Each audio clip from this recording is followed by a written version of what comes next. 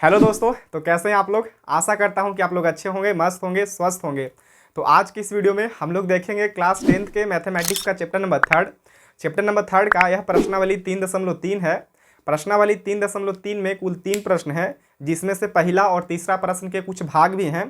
तो इन सारे प्रश्नों को हम लोग इसी वीडियो में कंप्लीट करेंगे, ठीक है। तो आप लोग वीडियो को पूरा लास्ट तक वॉच कीजिए, सारे क्वेश्चन समझ में आएंगे, ये मेरी गारंटी है आपसे, ठीक है। तो आइए देखते हैं पहला प्रश्न क्या बोल रहा है।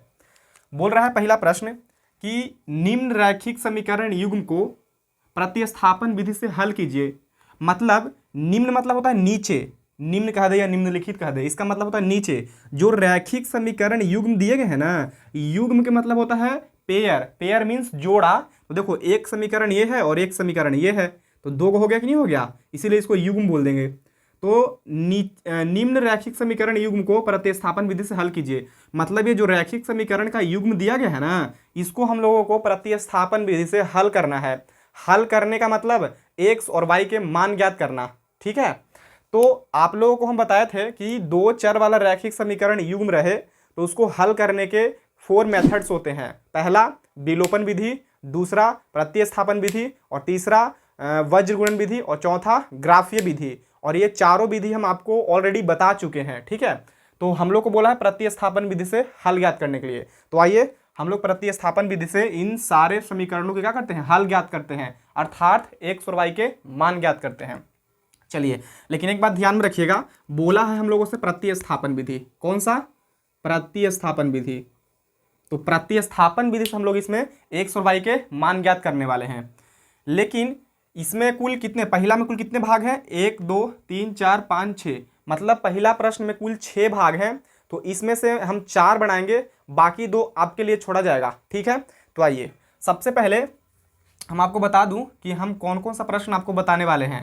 तो जो प्रश्न हल्का होगा गाइस वो हम बनाएंगे, और जो प्रश्न भारी होगा वो आप बनाएंगे, ठीक है।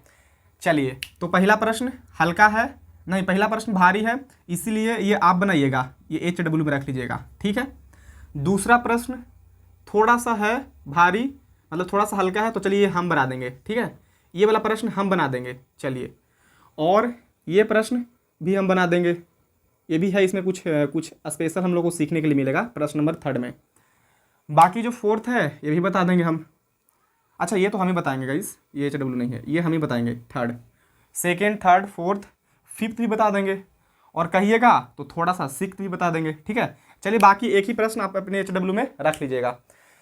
तो हम लोग को प्रतिस्थापन विधि से हल ज्ञात करना है, मतलब एक्स और वाई के मान ज्ञात करना है। तो आइए सबसे पहले हम लेते हैं क्वेश्चन नंबर 2। आप लोगों को बता दें कि क्वेश्चन नंबर 2 हम लोग इसलिए ले रहे हैं क्योंकि ये थोड़ा सा हल्का है, इसलिए ये भारी है, इसलिए आपके लिए है, पहला प्रश्न आपके लिए है, और हमको उम्मीद है कि आप इसको बढ़िया से बना पाएंगे, आई होप। चलिए, तो दूसरा प्रश्न क्या है गाइस? एस माइनस टी बराबर 3। दूसरा समीकरण क्या है? एस बटा 2 प्लस टी बटा 2 बराबर 6, ठीक है। ये दो रैखिक समीकरण युग्म दिए गए हैं, इसको प्रतिस्थापन विधि से हल करना है। प्रतिस्थापन विधि कहने का मतलब ना कि किन्हीं एक समीकरण में से, जैसे ये समीकरण है, एक समीकरण है, तो किसी एक समीकरण में से एस या टी के मान निकाल कर दूसरे समीकरण में रख देना, ठीक है, प्रतिस्थापित कर देना, इसी को बोलते हैं प्रतिस्थापन विधि।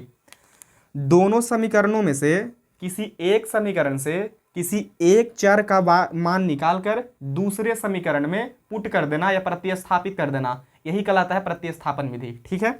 आई होप कि आपको समझ में आता होगा। तो सबसे पहले थोड़ा सा इसको हम लोग सिंपल कर लेते हैं गाइस। देखिए, अच्छा यहाँ पे नीचे 3 है जी, और हम लिख दिया कितना? 2। बहुत हमसे ना ये सब में जो माइनरी मिस्टेक है बहुत ज़्यादा होता है हमसे, ठीक है। तो आप लोग ध्यान रखिएगा। देखिए, सबसे पहले इसको थोड़ा सा सिंपल कर लेते हैं हम लोग। तो 3 और 2 का एलसीएम कितना आएगा? 3 और 2 का एलसीएम 6।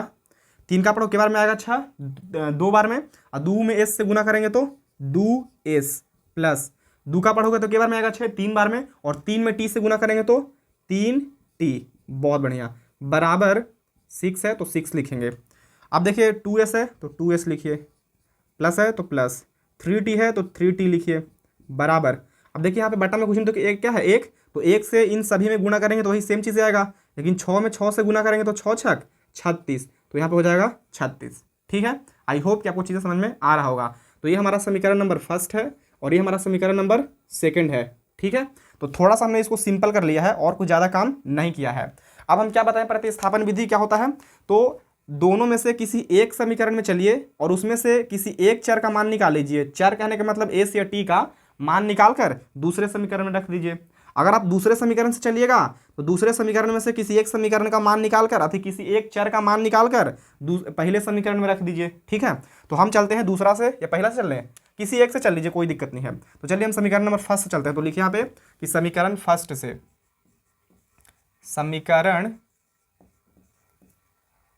समीकरण फर्स्ट से आप चाहें तो सेकंड से भी चल सकते हैं, कोई दिक्कत नहीं है। आपको जो मन है आप फर्स्ट से चल लीजिए या समीकरण सेकंड से चल लीजिए, कोई दिक्कत वाली बात नहीं है। चलिए, तो समीकरण फर्स्ट क्या है, एस माइनस टी बराबर 3। ठीक है, अब इसमें से किसी एक चर का मान निकाल लीजिए। आप चाहें तो एस का भी निकाल सकते हैं, आप चाहें तो टी का भी निकाल सकते हैं। ठीक है, हम एस का निकाल लेते हैं क्योंकि एस का निकालना थोड़ा सही लग रहा है हमें। क्यों, क्योंकि देखिए 3 है तो 3 लिख देंगे और ये माइनस में बढ़ जाएगा तो प्लस क्या आ जाएगा। बाकी कोई दिक्कत नहीं था, यहाँ पे तुम माइनस के टी रखो, यहाँ पे तुम एस ले जाओ इधर प्लस में तो इधर माइनस में आ जाएगा। ठीक है, इसको समीकरण नंबर 3 मान लीजिए, नहीं भी मान सकते हैं, कोई ज़रूरी नहीं कि मानना ही है। चलिए, यहाँ तक हो गया। आप कुछ नहीं अब लिखेंगे, थोड़ा सा आगे बढ़ जाते हैं हम लोग। चलिए, यहाँ तक आई होप कि आपको चीज़ें दिख रहा होगा क्लियर। अब हम लोग एस का मान समीकरण 1 में नहीं रखेंगे। क्यों, क्योंकि समीकरण 1 से तो हम लोग चलवे किए थे, इसीलिए एस का मान समीकरण 2 में रखेंगे। जिस वाले समीकरण से आप चलिएगा उस वाले समीकरण में कोई भी चर का मान नहीं रखना है, इस वाले में रखेंगे। ठीक है, सेकंड में तो लिखेंगे कि एस का मान समीकरण 2 में रखने पर, तो लिखिए कि एस का मान समीकरण 2 में रखने पर, यहीं पे लिख देते हैं, रखने पर रखिए। एस का मान क्या था, यह है एस का मान कितना है, 3 प्लस टी। तो समीकरण 2 पहले कहाँ है वो लिख लीजिए, समीकरण नंबर 2। तो देखिए समीकरण नंबर 2 यही है हमारा, 2s प्लस का 3t। तो लिखिए 2s प्लस का 3t इज इक्वल टू कितना है, 36। तो 36 लिख देंगे। चलिए, अब हमको मान रखना है किस चीज़ का, एस का मान कितना है, 3 प्लस का टी। तो जहाँ पे आपको एस दिख रहा है वहाँ पे क्या रखना है, 3 प्लस के टी। तो रख दीजिए, 2 है तो 2 लिखिए, ब्रैकेट के चिन्ह दीजिए, क्या है 3 प्लस का टी। तो लिख देंगे 3 प्लस का टी, ब्रैकेट प्लस है तो प्लस, फिर 3t है तो 3t बराबर 36। अब यहाँ से क्या कीजिएगा, गुणा, इस वाले से इस वाले में गुणा होता है, इतना तो आप लोगों को नॉलेज होगा ही। तो 3 दूनी 6, प्लस है तो प्लस। अब यहाँ से यहाँ होगा तो 2 में टी से गुना होगा तो 2t प्लस 3t है तो 3t बराबर 36। चलिए, थोड़ा सा और सोल्व कीजिए इसको। तो देखिए 2t और 3t तो कितना हो जाएगा, 5t जुट कर जोड़ेंगे जी, 2 गो टी और 3 गो टी तो 5 गो टी नहीं होगा। 36 है तो 36 लिखिए, ये प्लस में 6 है, देखिए यहाँ पे कुछ नहीं तो क्या प्लस है, तो इधर जाएगा तो क्या हो जाएगा माइनस के 6। तो लिखेंगे t बराबर 36 में से 6 जाएगा तो कितना बचेगा 30, और ये गुणा में 5 तो इधर आएगा तो भाग में, तो काटिए इसको, 6 बचे 30। तो t बराबर कितना आ गया 6। तो t बराबर हमारा 6 आंसर आ गया। बस हमें क्या ज्ञात करना है, एक और चर था इसमें।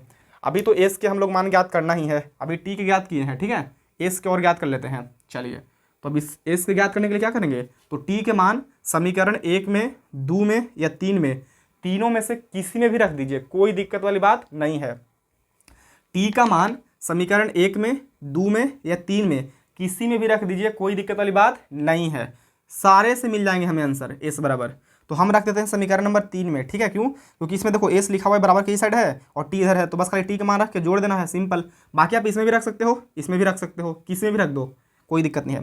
तो टी का मान समीकरण 3 में रखने पर, इसीलिए इसको हमने समीकरण 3 नाम दे दिया था। ठीक है, तो लिखेंगे कि टी का मान समीकरण 3 में रखने पर। चलिए, समीकरण 3 क्या है, लिखिए पहले उसको, एस बराबर 3 प्लस टी। तो लिख देंगे एस बराबर 3 प्लस का टी, एस है तो एस लिखिए बराबर 3 प्लस टी का मान कितना आया है 6, तो यहाँ पे लिख देंगे 6। तो एस बराबर 3 और 6 कितना होता है 9, और यही हमारा फाइनल आंसर हो गया। तो लास्ट में लीजिएगा कि अतः एस बराबर 9 और कॉमा देखे टी बराबर 6, टी इज इक्वल टू 6, यही क्या हो गया हमारा final answer. I hope guys कि आपको ये चीज़ें समझ में आया होगा, बढ़िया से समझ में आया होगा, कोई दिक्कत तकलीफ नहीं हुआ होगा। चलिए तो अब हम लोग चलते हैं क्वेश्चन नंबर 3 पे। ठीक है, सेकंड हो गया, अब हम लोग चलते हैं 3 पे।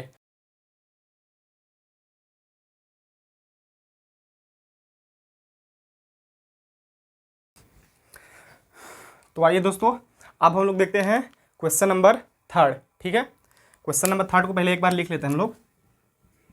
फर्स्ट का 3 है, क्या है 3x minus y is equal to 3, 9x minus का 3y इज इक्वल टू 9।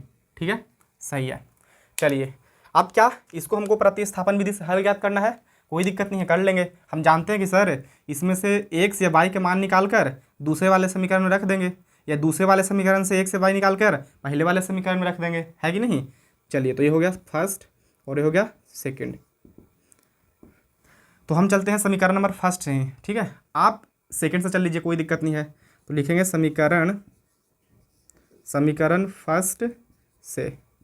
समीकरण फर्स्ट में क्या है, ये वाला है, लिखिए 3x माइनस के y इज इक्वल टू 3। बस इसमें से किसी एक चर का मान निकाल लीजिए। ठीक है, तो हमको अच्छा लग रहा है कि माइनस वाला इधर भेज दो, क्योंकि प्लस में हो जाएगा, ज़्यादा सही रहेगा। बाकी आप x को भी भेज सकते हो, कोई दिक्कत नहीं है, y को इधर रखिए आप। तो x बराबर, या फिर लिख देते हैं 3x, 3 है तो 3 लिखिए, ये माइनस के y इधर जाएगा तो प्लस के y हो जाएगा, बहुत बढ़िया। तो x बराबर 3 प्लस y बटा, ये गुणा में 3 इधर कहाँ आएगा, भाग में 3, है कि नहीं। और ये हो गया हमारा समीकरण नंबर 3। ठीक है, यहाँ तक समझ में आ रहा होगा।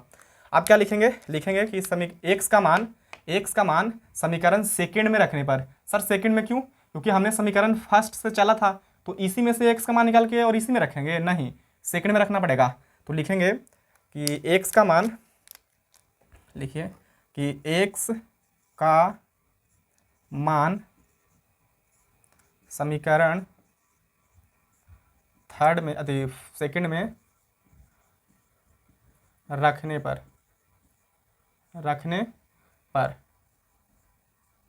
चलिए समीकरण सेकंड क्या है, सेकंड क्या है, ये है। तो लिख दीजिए एक बार 9x माइनस के 3y इज इक्वल टू 9। बस इसमें अब थोड़ा जहाँ पे x देख रहे हैं आप, वहाँ पे उसका मान रख दीजिए। x का 9 है तो 9 लिखिए, ब्रैकेट क्या है 3, तो 3 प्लस का y बटा 3 है, बराबर, बराबर नहीं, फिर यहाँ पे और है। अभी तो x का मान हमने रखा है इतना, अब क्या है 3 है, माइनस का तो माइनस के 3y, बराबर है तो बराबर, और 9 है तो 9। ठीक है, आई होप आपको यहाँ तक समझ में आया होगा। अब थोड़ा सा और आगे बढ़ेंगे। अब देखिए क्या करेंगे, तो आप देख पा रहे होंगे कि यहाँ पे चीज़ें कट रहा है। आप लोग को मालूम ही होगा कि ब्रैकेट मतलब गुना का सिंबल है कि नहीं। देखिए ये 9 है और ये 3 है नीचे, तो 3 तिहाई 9, बस। अब 3 में 3 से गुना करेंगे तो 3 तिहाई 9। तो यहाँ पे फिर से और एक लकीर खींच देते हैं, तो लिखेंगे 9, फिर क्या है देखो 3 में 3 से गुणा किए तो 3 तिहाई 9, प्लस है तो प्लस लिखिए, फिर क्या है 3 है यहाँ पे y है, तो 3 में y से गुना होगा तो 3y, तो 3y लिख देंगे। फिर बटा में तो कुछ है नहीं, माइनस है तो माइनस लिखेंगे, फिर 3y है तो 3y, देखिए यहाँ पे 3y था तो 3y, बराबर 9 है तो बराबर 9, बराबर 9। थोड़ा सा और सिंपल कीजिए इसको, देखिए प्लस में 3y, ये माइनस में 3y, तो क्या हो जाएंगे खत्म। तो क्या बच गया 9 बराबर 9। अब आप लोग देख पा रहे होंगे कि यहाँ पे ना तो x चर बचा और ना ही y चर बचा, दोनों खत्म हो गए।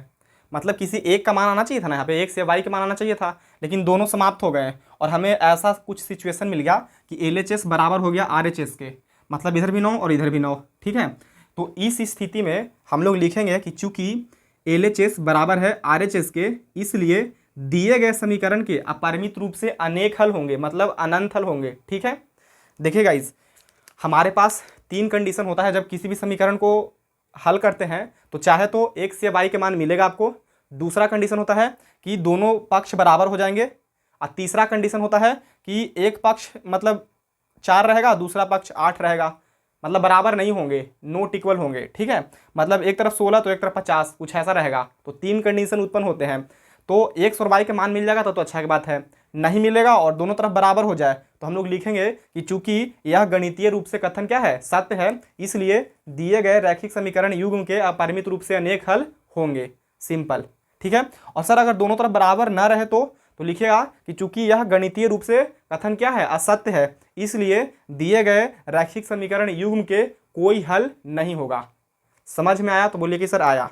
तो आया तो चलिए आगे बढ़ते हैं। तो हम यही लिख देंगे, आप देखिए दोनों में से कोई लिख दीजिए कि यह कथन गणितीय रूप से सत्य है। सत्य है, 9 बराबर 9 होता है, तो ये लिखेंगे कि यह कथन गणितीय रूप से सत्य है, इसलिए दिए गए समीकरण के अपरिमित रूप से अनेक हल होंगे। नहीं तो लिख दो तुम सिंपल कि चूंकि एल एच एस बराबर है किसके, आर एच एस के, इसलिए दिए गए रैखिक समीकरण के अपरिमित रूप से अनेक हल होंगे, इसलिए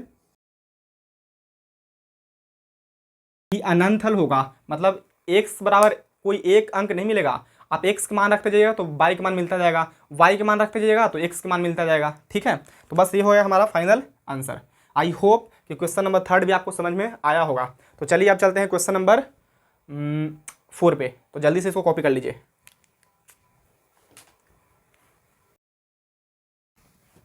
तो दोस्तों आते हैं क्वेश्चन नंबर 4 पे। तो क्वेश्चन नंबर 4 क्या है, आइए यहाँ पे लिख देते हैं 3। ये हमारे पास दो समीकरण दिए गए हैं। ठीक है, अब आप चाहें तो x के मान बिना सिंपल किए अभी निकाल सकते हैं और फिर x का मान निकालने के बाद समीकरण 2 में रख दीजिएगा। और आप चाहते हैं कि नहीं सर इसको ये जो दशमलव है ना इसको हम हटा दें पहले, मतलब पहले इस तरीके का बना ले, सिंपल एकदम ऐसा बना ले, मतलब दशमलव हटा दें, तो कोई दिक्कत नहीं, हटा के कर लीजिएगा। मतलब हटा कर x से y के मान निकाल लीजिए, या तो आप ऐसे ही अभी भी निकाल सकते हैं x से y के मान, कोई दिक्कत वाली बात नहीं है। आप चाहें तो अभी निकाल लो x से y के मान, कोई दिक्कत नहीं है, चाहो तो इसको सिंपल करके निकाल लो, फिर भी कोई बात नहीं है। तो आइए हम थोड़ा सा आपको सिंपल करके छोड़ देंगे, बाकी ऐसा रूप हो जाएगा इस तरीके का, तो आप लोग तो खुद ही बना लीजिएगा प्रतिस्थापन विधि से, क्योंकि हमने बहुत सारे ऐसे क्वेश्चन बता दिए हैं प्रतिस्थापन विधि से। चलिए तो देखिए 0 है तो लिखिए 0.2x। अच्छा देखिए दशमलव खत्म होगा तो नीचे क्या आएगा 1, और इसके बाद क्या अंक है, 1 अंक, तो 1 को 0 बिठा देंगे। ठीक है, चलिए फिर प्लस है तो प्लस 0.3। अब ये 1 अंक है तो नीचे क्या लिखेंगे 10 बराबर, यहाँ पे 0.3। अब दशमलव खत्म होगा तो नीचे क्या आएगा 1, और 1 अंक है तो 1 को 0 बिठा देंगे। ठीक है, थोड़ा सा इसको हल कर लीजिए। देखिए यहाँ पे क्या बच गया 2x केवल, तो लिखेंगे 2x प्लस यहाँ पे क्या बच गया 3x। अच्छा यहाँ पे 3y था जी, y लिखना भूल गए, तो 3y बटा में क्या है इसके 10, इसके भी बटा में क्या है 10 है ना, बराबर इधर क्या बचा 13/10। अब इसको सिंपल कर दीजिए। देखिए आप चाहें तो 10 से 10 खत्म हो जाएगा इधर, क्योंकि नीचे से नीचे कटता है, आप लोग को मालूम होगा। नहीं तो थोड़ा सा और एलसीएम ले लीजिए, तो 10 दोनों का एलसीएम कितना आएगा 10, 10 का पढ़ेंगे तो क्या बार में 10 आएगा एक बार में, और एक में 2x से गुना करेंगे तो 2x प्लस ये क्या हो जाएगा 3y बराबर इधर 13/10। अब देखिए 10 से 10 क्या हो जाएगा खत्म, क्योंकि बराबर में नीचे से नीचे कटता है और ऊपर से ऊपर कटता है, लेकिन बराबर में क्रॉस मल्टीप्लाई होता है, मतलब क्रॉस गुना होता है, तिर्यक गुना होता है। ठीक है, तो क्या बच गया हमारे पास final answer 2x plus 3y is equal to 13। ये हो गया समीकरण फर्स्ट। हमने थोड़ा सा इसको सिंप्लीफाई किया है गाइस, और कुछ ज़्यादा नहीं। अब यहाँ से आप लोग बना लेंगे आई होप। दूसरा को भी कर लीजिए। दूसरा जो समीकरण है, दूसरा समीकरण क्या है, तो 0.4x फिर है प्लस 0.5y बराबर 2.3।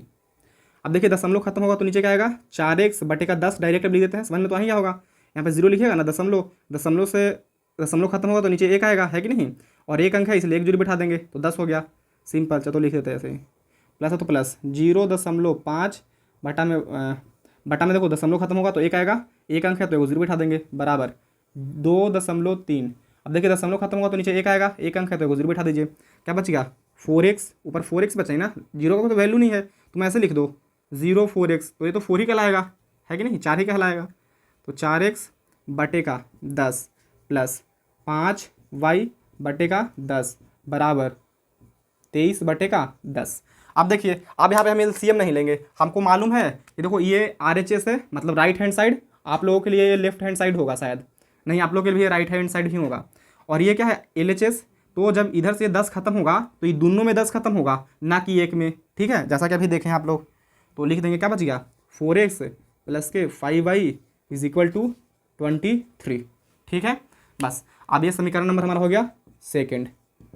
तो अब यहाँ से आप लोग हल कर लीजिएगा, समीकरण 1 या 2 से x से y के मान निकाल कर किसी एक समीकरण में रख देना है। अगर x मतलब समीकरण फर्स्ट से x का मान निकालिएगा तो समीकरण सेकंड में रखिएगा, अगर समीकरण सेकंड से y के मान निकालिएगा तो समीकरण फर्स्ट में रखिएगा। ठीक है, तो आप लोग यहाँ से आप लोग बना लेंगे। ठीक है, आई होप। चलिए, तो अब हम लोग चलते हैं कि बना देगा इसको, वीडियो थोड़ा लंबा हो जाता है सारे प्रश्न को बनाने में। ठीक है, चलिए बना देते हैं। चलो इसी समीकरण से हम लोग चलते हैं और निकाल लेते हैं किसका मान, एक से y का किसी एक का मान निकाल लीजिए। तो लिख देते हैं x का ही मान निकाल लेते हैं, जब y का निकाल लो कोई दिक्कत नहीं इस बार। तो लिखेंगे 5y बराबर 23 और ये प्लस में इधर आएगा तो माइनस के 4x। ये समीकरण नंबर क्या मान लो, अच्छा अभी नहीं मत मानो, अभी 5 और भी है तो ये भाग में भेज दो इसको। तो y बराबर 23 माइनस का 4x और बटे का 5, ये मान लो समीकरण थर्ड। अब y का मान समीकरण फर्स्ट में रखेंगे, सेकंड में तो रखेंगे नहीं क्योंकि हमने समीकरण सेकंड से ही चला था, इसलिए फर्स्ट में रखेंगे। तो लिखेंगे यहाँ पे, चलो यहीं पे लिख देते हैं कि y का मान समीकरण फर्स्ट में रखने पर,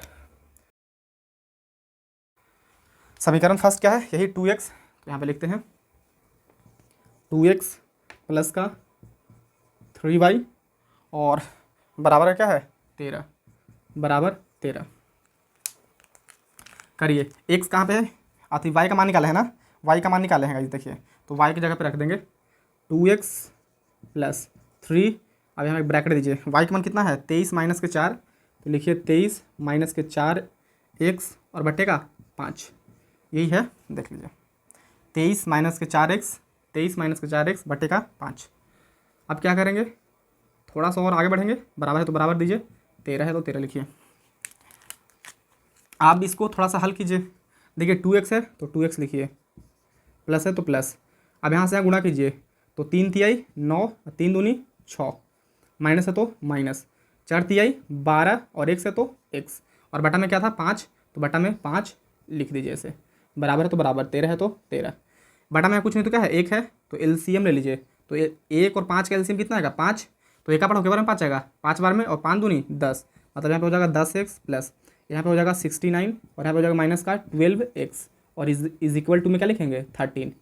ठीक है, थोड़ा सा और हल कीजिए, तो 12x में से 10x जाएगा क्योंकि प्लस में 10x है और ये माइनस में 12x है, तो घटेगा अलग अलग चिन्ह है, तो 12x में से 10x जाएगा तो माइनस के 2x बचेगा, क्योंकि माइनस वाला संख्या बड़ा है 12 है कि नहीं, ये प्लस वाला संख्या 10 ही है, और ये प्लस का कितना है 69 और बटे का कितना है 5, ये बटे का 5 का मल्टीप्लाई कर दो, अब क्रॉस मल्टीप्लाई होता ही आप लोग जानते हैं, बटे में कुछ नहीं तो क्या है 1 है, तो 1 में अगर इन सभी से गुणा करेंगे तो ये सेम चीज़ आएगा, बराबर है तो बराबर लिखिए। अब 13 5 65, तो यहाँ पे लिख देते हैं 65, यहाँ पे लिखिए माइनस का 2x बराबर 65 है और ये प्लस में है 69, ये बढ़ जाएगा तो माइनस के 69, तो x इज इक्वल टू, ये माइनस का 2 लिख लीजिए एक बार और, माइनस का 2x इज इक्वल टू, दिख रहा है गाइस आप लोगों को, नहीं दिख रहा होगा शायद, चलिए इसको ऊपर कर देते हैं, यहाँ पे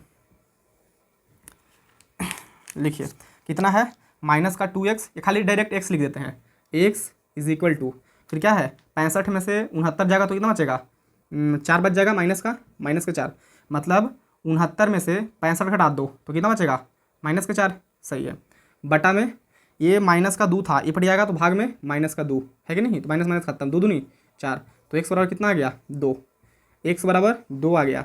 अब x का मान समीकरण 3 में रख लीजिए, 2 में रख लीजिए या 1 में रख लीजिए, किसी में भी रख लीजिए, तो चलिए हम समीकरण 3 में ही रख लेते हैं, ज़्यादा आसान रहेगा। तो लिखिए कि x का मान है, लिख लीजिए x का मान समीकरण 3 में रखने पर, तो समीकरण 3 क्या था, समीकरण 3 ये है y बराबर 23, फिर क्या है माइनस का 4x और बटे का 5 है, तो बटे का 5 लिख देंगे, तो y बराबर 23 माइनस 4 है तो 4 गुणा x की वैल्यू कितना है 2, तो 4 दूनी 8 डायरेक्ट कर देते हैं। ठीक है, देखो 4 के 4 लिखो गुणा 2 है तो 2 लिखो, x का मान कितना है 2 बटा कितना है 5, तो y बराबर 23 माइनस 4 दूनी 8 बटे का 5। अब इसको काटिए, 23 में से 8 जाएगा तो कितना बचेगा 15, तो लिखिए यहाँ पे 15 बटे का 5, 5 तिहाई 15, मतलब 3 आ गया, y का मान कितना आ गया 3 और x का मान कितना आ गया 2। ये चीज़ें आपको नहीं दिख रहा होगा गाइस, यहाँ पे y बराबर 3 आ गया है, थोड़ा सा हल कर लीजिएगा, यहाँ से तो आप लोग हल कर ही सकते हैं। तो y बराबर 3 आया है और x बराबर 2 आया है और ये हमारा फाइनल आंसर हुआ। तो जल्दी से आप लोग इसको कॉपी कर लीजिए। उसके बाद हम लोग चलते हैं क्वेश्चन नंबर 5 पे।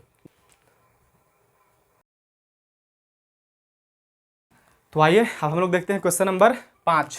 क्वेश्चन नंबर 5 यहीं पे लिखा हुआ है, तो इसको यहीं पे हल कर देते हैं, ठीक है। तो देखिए क्वेश्चन नंबर 5 यही है जी, क्वेश्चन नंबर 5। तो इसमें से एक से y के मान निकाल लीजिए और समीकरण 2 में रख दीजिए, है कि नहीं। इसको समीकरण 1 मान लेते हैं हम, जगह नहीं है थोड़ा सा देख लीजिएगा। इस समीकरण 2 हो गया, है कि नहीं। तो समीकरण 1 से x के मान निकाल लीजिए, या तो समीकरण y 2 से x के मान निकाल लीजिए, या समीकरण 1 से y के मान निकाल लीजिए, या समीकरण 2 से y के मान निकाल लीजिए, आपका मन। चलिए तो हम समीकरण 2 से ही निकाल लें कि 1 से निकाल लें, 2 से निकाल लेते हैं, माइनस में दिख रहा है तो ये प्लस में हो जाएगा, अच्छा की बात रहेगा। तो लिख दीजिए समीकरण 2 से, तो हमें लिखिए कि समीकरण 2 से, समीकरण 2 से, समीकरण 2 क्या था, √3x माइनस के √8y इज इक्वल टू 0। अब यहाँ से किसी एक चर का मान निकाल लीजिए, तो माइनस वाला इधर भेजेंगे तो ज़्यादा अच्छा रहेगा, प्लस में हो जाएगा। तो इसको लिखो √3x बराबर, ये माइनस में जाएगा तो प्लस के √8y, बहुत बढ़िया। अब x बराबर √8y है तो y बटा, ये y पे अंडर रूट नहीं है गाइस, ठीक है। अंडर रूट बटा में क्या होगा, ये गुना में 3 है, √3 है तो ये पड़ जाएगा, तो भाग में √3 हो जाएगा। ये समीकरण हो गया 3rd, ठीक है। x मान हो गया ना। अब x के मान रख दीजिए समीकरण नंबर 1 में, सेकंड में नहीं, क्योंकि हम लोग सेकंड से ही चले थे, फर्स्ट में रखेंगे। तो लिखिए कि x का मान समीकरण फर्स्ट में रखने पर, ठीक है। चलिए अब रखिए समीकरण फर्स्ट क्या है, समीकरण फर्स्ट है हमारा √2, तो लिखिए √2x फिर प्लस का √3y बराबर 0, ठीक है। चलिए अब क्या करेंगे, जहाँ पे आप x देख रहे हैं वहाँ पे x का मान रख दीजिए। कितना है x का मान, ये, तो लिखिए √8y, √2 पहले था तो पहले √2 लिखिए, रहने दीजिए इसको। देखिए पहले √2 है तो √2 लिखिए, इंटू x का वैल्यू कितना है √8 और गुणा में y है और बटा में √3 है। चलिए प्लस है तो प्लस √3y बराबर 0। अब इसको थोड़ा सा और हल कीजिए, तो देखिए 2 में 8 से गुना होगा तो 8 दूनी 16, 8 दूनी 16, तो अंडर रूट में 16 आ जाएगा। तो यहाँ से बनाना स्टार्ट करते हैं, अंडर रूट में 16 और y है, देखिए यहाँ पे गुणा में y है तो y लिखेंगे बटा, नीचे क्या है √3 तो यहाँ पे लिख देंगे √3 और फिर क्या है प्लस, तो प्लस 3 √y है तो 3 √y बराबर में 0। देखिए यहाँ पे यही है ना, बस। अब इसको थोड़ा सा हल कर लीजिए।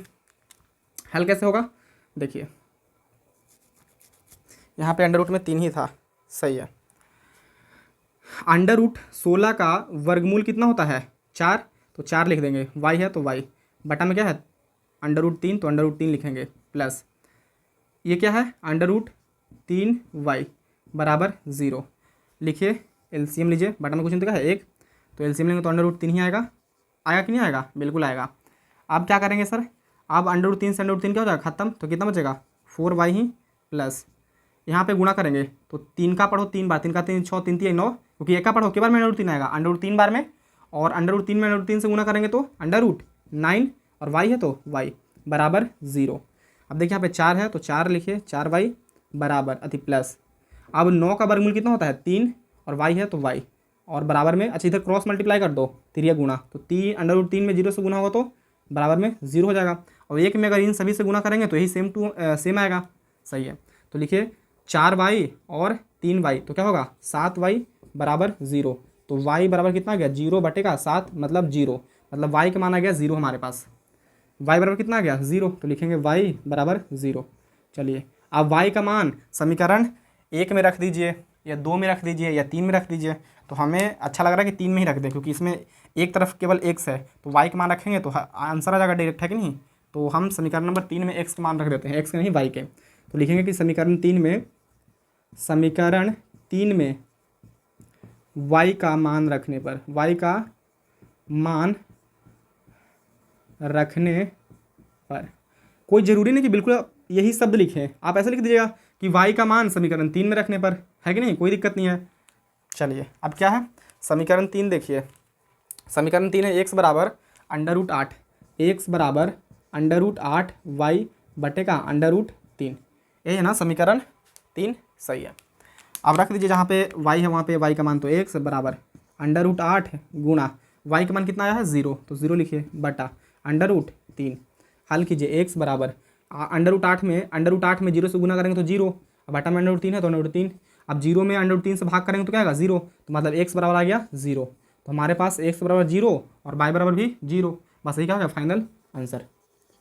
ठीक है, आई होप गाइज कि आपको चीज़ें समझ में आ रहा होगा बढ़िया से, कोई दिक्कत वाली बात नहीं होगा। बड़ा ही सिंपल है, बड़ा ही साधारण क्वेश्चन है ये सब। ठीक है, तो चलिए आते हैं क्वेश्चन नंबर 6 में। जल्दी से कर लीजिए इसको कॉपी फटाफट।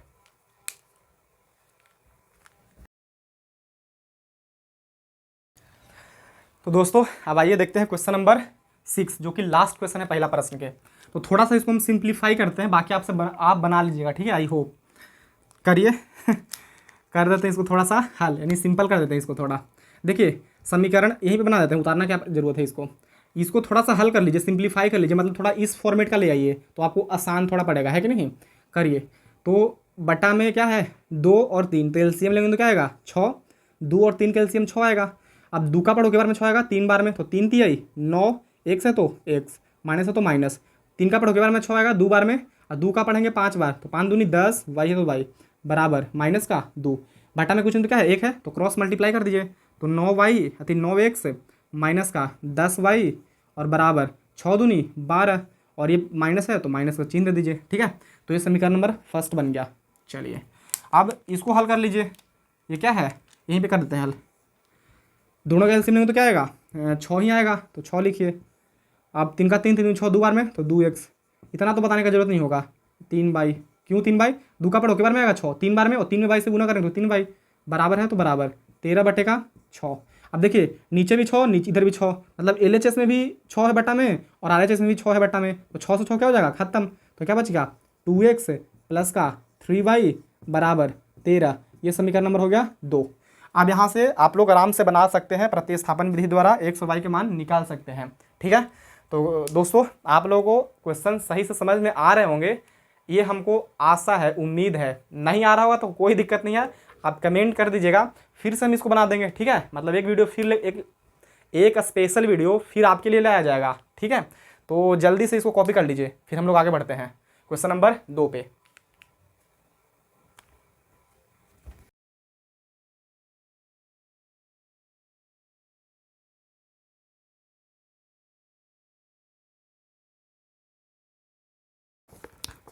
तो दोस्तों क्वेश्चन नंबर 2 हमने बोर्ड पे लिख दिया है, तो आइए देखते हैं क्वेश्चन नंबर 2 क्या कहता है। देखिए क्वेश्चन नंबर 2 बोल रहा है कि समीकरण इतना है और एक इतना है को हल कीजिए, मतलब इतना और इतना को हल करना है, और इससे m का वह मान ज्ञात कीजिए जिसके लिए y बराबर 3 y बराबर mx प्लस 3 हो।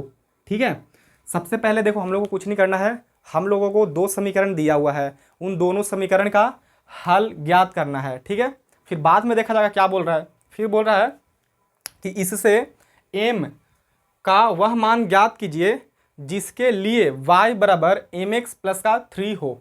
कोई दिक्कत नहीं है, सबसे पहले हम लोग 2 समीकरण दिया गया है, एक यहाँ पे है और एक यहाँ पे है, तो ये दोनों समीकरण क्या कर लेते हैं हल कर लेते हैं, बाकी तो बाद में देखेंगे। ठीक है, बड़ा ही सिंपल है, बड़ा ही साधारण क्वेश्चन है।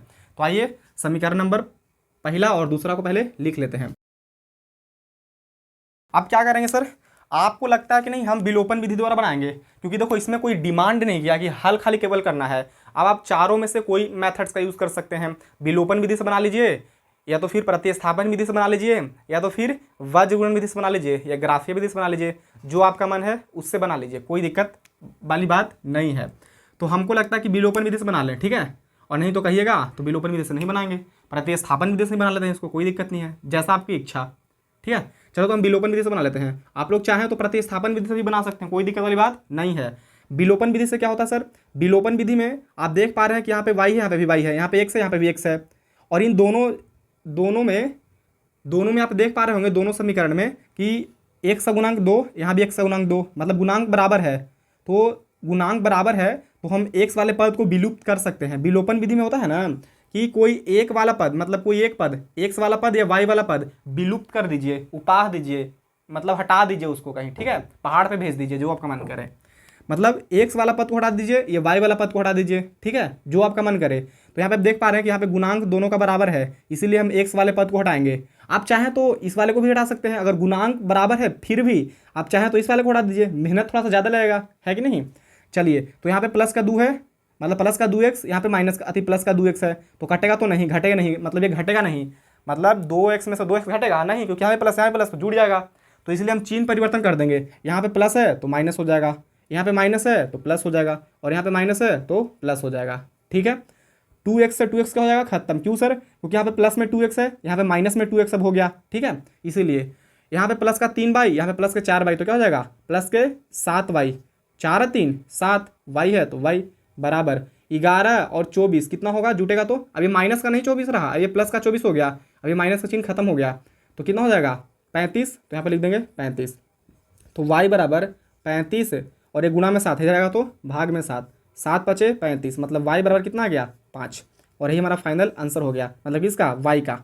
अभी x का मान और ज्ञात करना है, तो x का मान समीकरण 1 में रख दीजिए, y का मान समीकरण 1 में रख दीजिए या समीकरण 2 में रख दीजिए, जिसमें आपको रखने का मन हो उसमें रख दीजिए।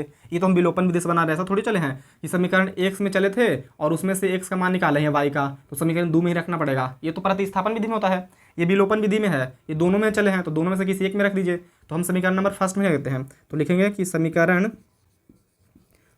फर्स्ट में y का मान रखने पर, समीकरण फर्स्ट क्या है, यही लिखिए 2x प्लस का 3y इज इक्वल टू 11, सही है। आप क्या करेंगे, हल करेंगे, और क्या, जहाँ पे x है, मतलब जहाँ पे y है y का मान रख देंगे, तो 2x प्लस 3y का मान कितना है 5, तो गुणा में 5 आएगा, ये गुणा में रहता है यहाँ पे, तो गुणा बराबर 11।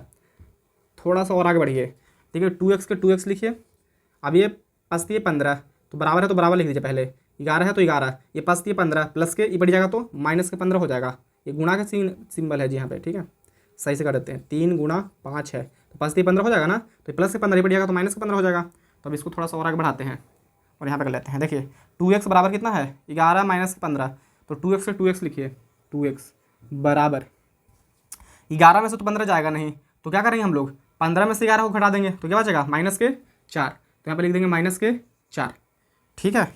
15 में से 11 जाएगा तो 4 बचेगा, माइनस की संख्या बड़ा है, देखो माइनस का 15 है और प्लस का 11 है, तो जो बड़ा वाला संख्या रहता है उसी का चिन्ह आता है, तो माइनस का चिन्ह आ गया यहाँ पे, इतना तो समझ में आता होगा। तो x बराबर माइनस का 4 बटा ये गुणा में 2 है तो इधर आएगा भाग में 2 दूनी 4, मतलब x बराबर कितना आ गया, माइनस है तो माइनस, 2 है तो 2, तो x का मान आ गया माइनस के 2 और y का मान कितना आया था, y का मान आया था 5, x के मान माइनस के 2 और y के मान 5, x के मान माइनस के 2 और y के मान कितना है जी, अति y के मान है 5, y के मान 5 और x के मान माइनस के 2, उल्टा सीधा बोल देते हैं जी हम, पता नहीं क्यों। चलिए, अब हमने हल ज्ञात कर लिया है, हल ज्ञात हो गया है। अब क्या बोला था कि और इससे m का वह मान ज्ञात कीजिए जिसके लिए y बराबर mx प्लस 3 हो, मतलब लिखो ये y बराबर mx प्लस 3 है, तो y के मान कितना आया था, y के मान आया था 5, तो लिखेंगे 5 बराबर m के तो मान ज्ञात ही करना है, गुणा x के मान कितना आया था माइनस के 2 प्लस, अब ये क्या है 3 है तो 3 लिखेंगे, तो लिखिए 5 बराबर 2m, गुना करो इसको, m में माइनस 2 से गुना हुआ तो माइनस के 2m प्लस का 3, हल कीजिए थोड़ा सा और इसको, लिखिए ये प्लस के 5 है, ये पट जाएगा, ये प्लस के 3 है, ये पट जाएगा तो माइनस के 3 हो जाएगा, बराबर माइनस के 2m, थोड़ा सा और हल कीजिए, 5 में से 3 जाएगा तो 2 बचेगा, बराबर यहाँ पे क्या है माइनस के 2m, इसको भी थोड़ा सा और हल करते हैं, तो लिखिए 2 है तो 2, अब ये गुणा में है माइनस के 2 ही बढ़ जाएगा तो भाग में माइनस के 2 बराबर, ये क्या है m खाली बच जाएगा इधर, तो m लिख देंगे, 2 से काटो 2 एकम 2, बस, तो क्या आ गया m बराबर माइनस है तो माइनस, एक बार में कटा तो 1, वही क्या हो गया फाइनल आंसर, मतलब एक के m का मान भी हमने क्या किया ज्ञात कर लिया, कितना 1। आई होप ये भी क्वेश्चन आपको समझ में आया होगा। तो अब चलिए क्वेश्चन नंबर थर्ड में कुछ भाग हैं, तो उन सारे प्रश्नों को इसी वीडियो में क्या करेंगे डील करेंगे। आइए तो जल्दी से आप लोग इसको कॉपी कर लीजिए।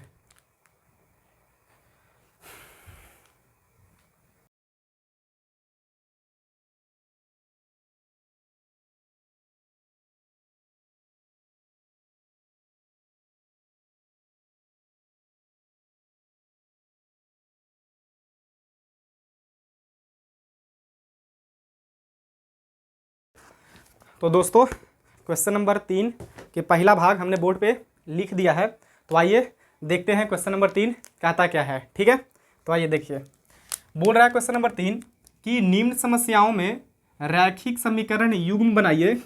मतलब जो भी नीचे समस्या दिया गया है ना, अभी एक समस्या हमने लिखा है बोर्ड पे, अभी इसके कुल 6 भाग हैं, 5 या 6 भाग हैं। ठीक है, तो उन सारी समस्याओं में क्या करना है, रैखिक समीकरण युग्म बनाना है और उनके हल प्रतिस्थापन विधि द्वारा ज्ञात कीजिए। मतलब सबसे पहले जो समस्या दिया गया है उनसे रैखिक समीकरण युग्म बनाइए और फिर उसको प्रतिस्थापन विधि से हल ज्ञात कर दीजिए। अब प्रतिस्थापन विधि से हल किस प्रकार ज्ञात करते हैं आप लोग जान ही गए होंगे, है कि नहीं, क्योंकि पहला जो प्रश्न था वो हमें प्रतिस्थापन विधि से ही हल करना था और उसमें हमने लगता है कि 4 या 5 प्रश्न किए थे पहला में। ठीक है, खैर, तो आइए पहला क्या बोल रहा है समझिए, क्वेश्चन समझ गया ना। तीसरा क्या बोला है कि सबसे पहले रैखिक समीकरण युग्म बनाइए, ठीक है, फिर उसको प्रतिस्थापन विधि से हल कर दीजिए। तो आइए देखते हैं पहला प्रश्न क्या बोल रहा है। बोल रहा है कि दो संख्याओं का अंतर 26 है। मतलब दो संख्या है उसका जो अंतर है ना वो 26 है। अंतर मतलब घटाव। फिर क्या है, और एक संख्या दूसरी संख्या की 3 गुनी है। मतलब जो उसमें से दोनों संख्या में से जो एक संख्या होगा ना वो दूसरी संख्या से तिगुनी है। और क्या बोल रहे हैं, उन्हें ज्ञात कीजिए। मतलब उन दोनों संख्याओं को ज्ञात कीजिए। वैसे दो संख्या, मतलब दो संख्या होंगे जिनका अंतर 26 होगा। ठीक है, और फिर बोला कि उनमें से एक संख्या दूसरी संख्या के 3 गुनी है। तो वो दोनों संख्या ज्ञात कर दीजिए कि दोनों संख्या हैं क्या। तो हम आप लोग को बताए थे कि जब भी आपका वर्ड प्रॉब्लम क्वेश्चन रहे तो उसमें हमेशा एक्स या वाई मान लेते हैं। मतलब आप कोई भी चर मान सकते हो, एस मान लीजिए, टी मान लीजिए, पी मान लीजिए, क्यू मान लीजिए, आर मान लीजिए, जो आपका मन है वो मान लीजिए। ठीक है, तो हम इसमें एक्स और वाई मान लेंगे, दोनों संख्या को मान लेंगे कि पहला संख्या जो एक्स है और दूसरा संख्या वो वाई है। ठीक है, आप कुछ और भी मान सकते हो एक्स वाई के अलावा। चलिए, तो हमें दोनों संख्याएं ज्ञात करना है। देखो ऐसे बोला था ना कि दोनों संख्याएं ज्ञात कीजिए, उन्हें ज्ञात कीजिए। उन्हें मतलब किन है, वही दो संख्याओं का जिनका अंतर कितना था 26। तो वो दोनों संख्या को हमको ज्ञात करना है। तो सबसे पहले हम मान लेंगे, हल में लिखेंगे कि माना, लिखिए हल, हल मतलब सॉल्यूशन। लिखेंगे कि माना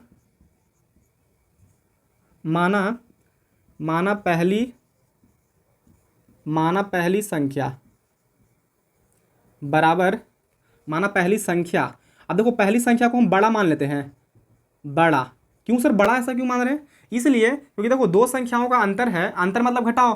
तो कोई एक संख्या जैसे 26 - 4, तब ना यहाँ पे कुछ मिलेगा हमको इधर बराबर में। तो 26 - 4 ये अंतर हो गया दो संख्याओं का। तो इसमें एक संख्या ही बड़े ना है, ये छोटा होगा। चाहे तो इधर वाला बड़ा हो सकता है, इधर वाला छोटा हो सकता है। मतलब कोई एक बड़ा और कोई एक छोटा होगा तभी ना अंतर होगा। दोनों बराबर रहेगा तो कैसे अंतर होगा, समझ में आ रहा है। मतलब दोनों बराबर होगा तो अंतर 26 आएगा नहीं। मतलब जैसे देखो 4 - 4 तो क्या होगा 0, यहाँ पे दे रहा है कि 26 आना चाहिए। मतलब इसमें जो पहला संख्या होगा वो बड़े होगा ना। बस आप दूसरा संख्या को भी बड़ा मान सकते हैं, कोई दिक्कत नहीं है। चलिए, नहीं भी लिखेगा तो कोई दिक्कत नहीं है बड़ा, बस तुम इतना मान लो कि पहली संख्या बराबर, पहली संख्या बराबर क्या मान लेते हैं एक्स, बहुत बढ़िया, तथा दूसरी संख्या। अब दूसरी संख्या को हम छोटा मान लेते हैं। ठीक है, नहीं भी लिखना है गाइस तो कोई दिक्कत वाली बात नहीं है, बराबर वाई। मतलब एक संख्या को हमने एक्स मान लिया और दूसरी संख्या को वाई मान लिया। ठीक है, अब चलते हैं प्रश्नानुसार। प्रश्नानुसार आप ये लिखना चाहें तो लिखें ना, तो कोई दिक्कत नहीं है।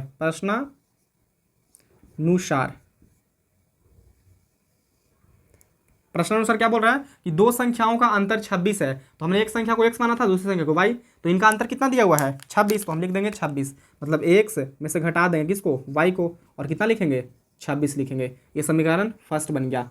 सर ऐसे कैसे कर दिए, ऐसे इसलिए क्योंकि देखो बोला कि दो संख्याओं का अंतर 26 है और दोनों संख्या हमने मान रखा है। पहली संख्या एक्स और दूसरी संख्या वाई। अब इनका अंतर कर दिया, अंतर मतलब घटाओ, एक्स में से वाई को घटा दिए तो कितना आएगा हमें 26, सिंपल। आई होप कि आपको समझ में आ रहा होगा। बोल रहा है कि एक संख्या दूसरी संख्या की 3 गुनी है। अब देखिए यहाँ पे तुलना किया जा रहा है और हम बताए थे आप लोगों को कि जब भी तुलना किया जाए तो हम दोनों को बराबर के दोनों तरफ लिख देते हैं। मतलब एक्स और वाई, लिखिए एक्स बराबर वाई, एक्स बराबर वाई।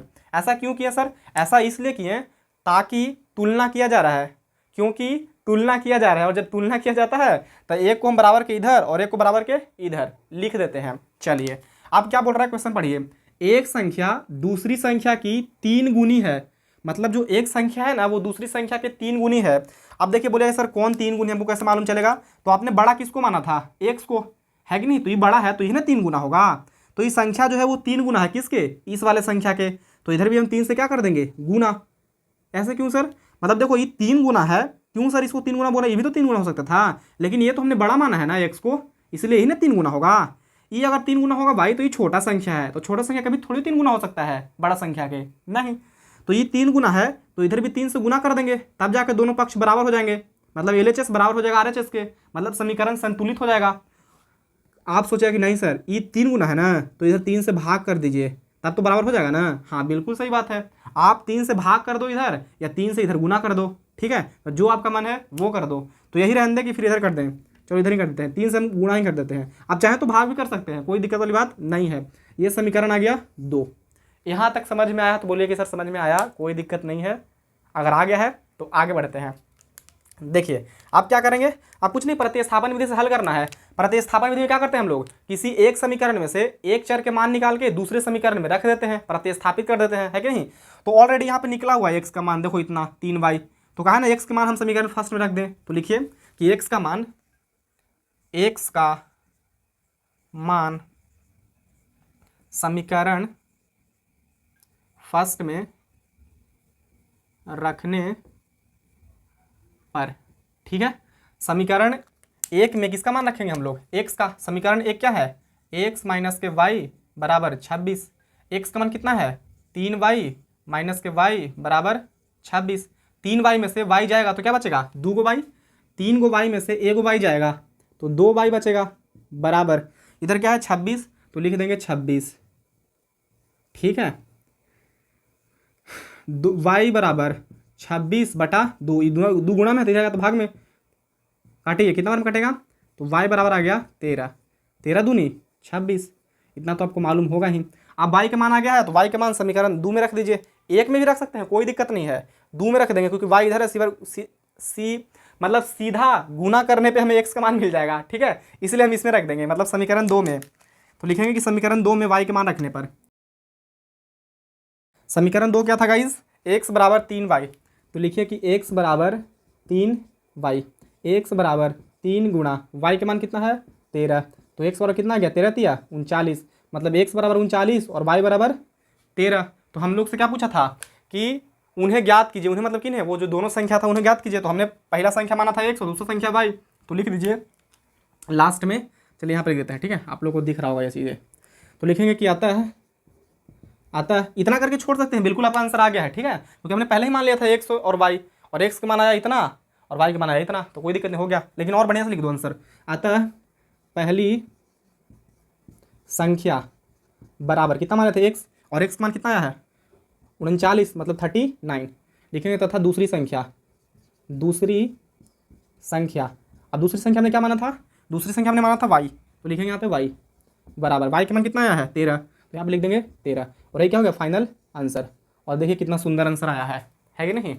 तो आई होप कि आपको क्वेश्चन समझ में आ रहे होंगे, अगर आ रहा है तो जल्दी से इसको कॉपी कर लीजिए, ठीक है। फिर चलते हैं क्वेश्चन नंबर 2 पे।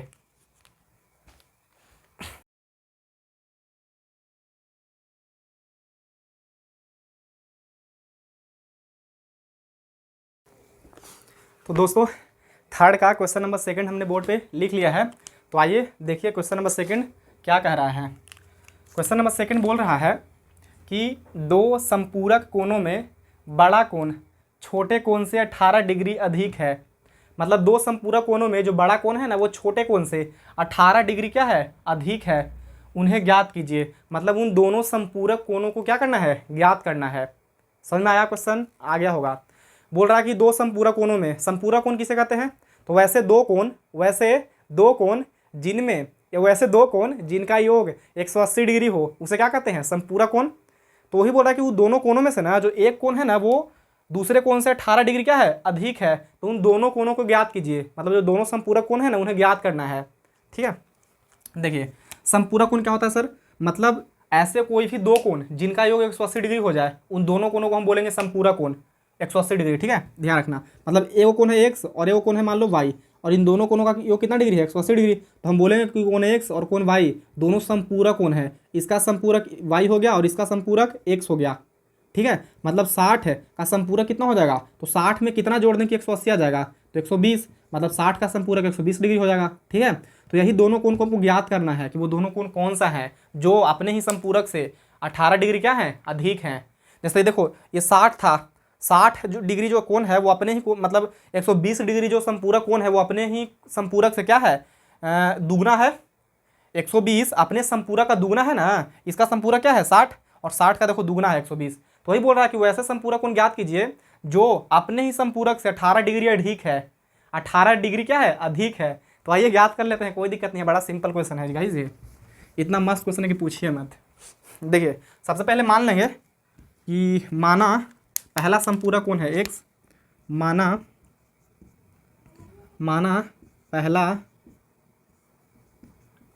पहला संपूरक कोण बराबर x डिग्री। ठीक है, तथा दूसरा संपूरक कोण बराबर y डिग्री। ठीक है, संपूरक कोण कितने होते हैं, दो, क्योंकि दो कोणों का योग जब 180 डिग्री होगा तो उन्हें बोलेंगे संपूरक कोण। तो एक को हमने मान लिया है x डिग्री और दूसरे को मान लिया है y डिग्री। बस अब क्या बोल रहा था कि दो संपूरक कोणों में बड़ा कोण छोटे कोण से 18 डिग्री अधिक है। अब बड़ा कोण कौन है सर, छोटा कोण कौन है, तो किसी एक को बड़ा मान लीजिए। चलो हम x को बड़ा मान लेते हैं, मतलब x से बड़ा, किससे, y डिग्री से। x डिग्री बड़ा है, ये दिखा दिए ऐसे, नहीं तो आप यहाँ पे भी लिख सकते थे ब्रैकेट में कि ये बड़ा ये छोटा, कोई दिक्कत नहीं है, नहीं भी लिखेगा तो कोई दिक्कत नहीं है।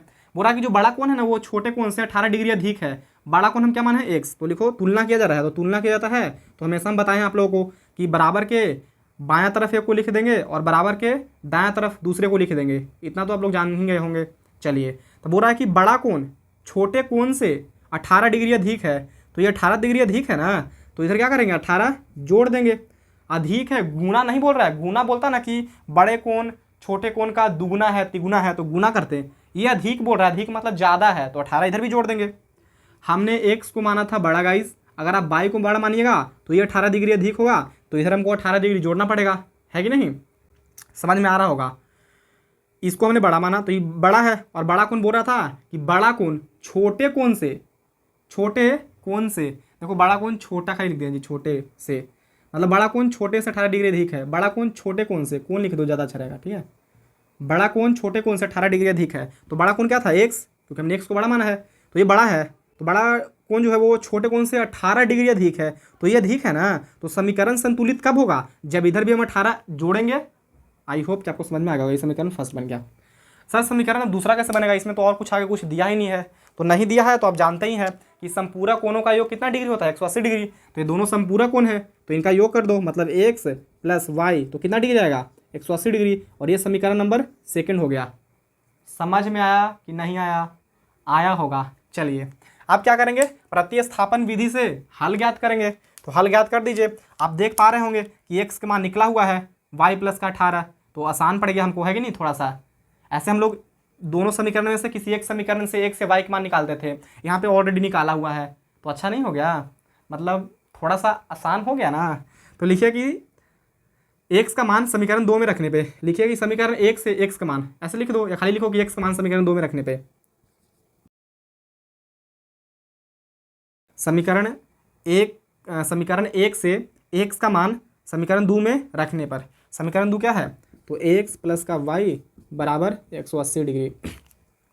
अब बैठा दीजिए, x का मान कितना है, y प्लस का 18, और ये प्लस है तो प्लस, एक से यहाँ पे लिखेंगे खाली इतना, और प्लस है y तो y लिखेंगे बराबर 180, y तो 2y हो जाएगा बराबर 180, और ये प्लस में इधर जाएगा तो माइनस के, ये प्लस में 18, ये बढ़ जाएगा तो माइनस के 18 हो जाएगा। इसको थोड़ा सा और सोल्व कीजिए, तो आइए यहाँ पे करते हैं।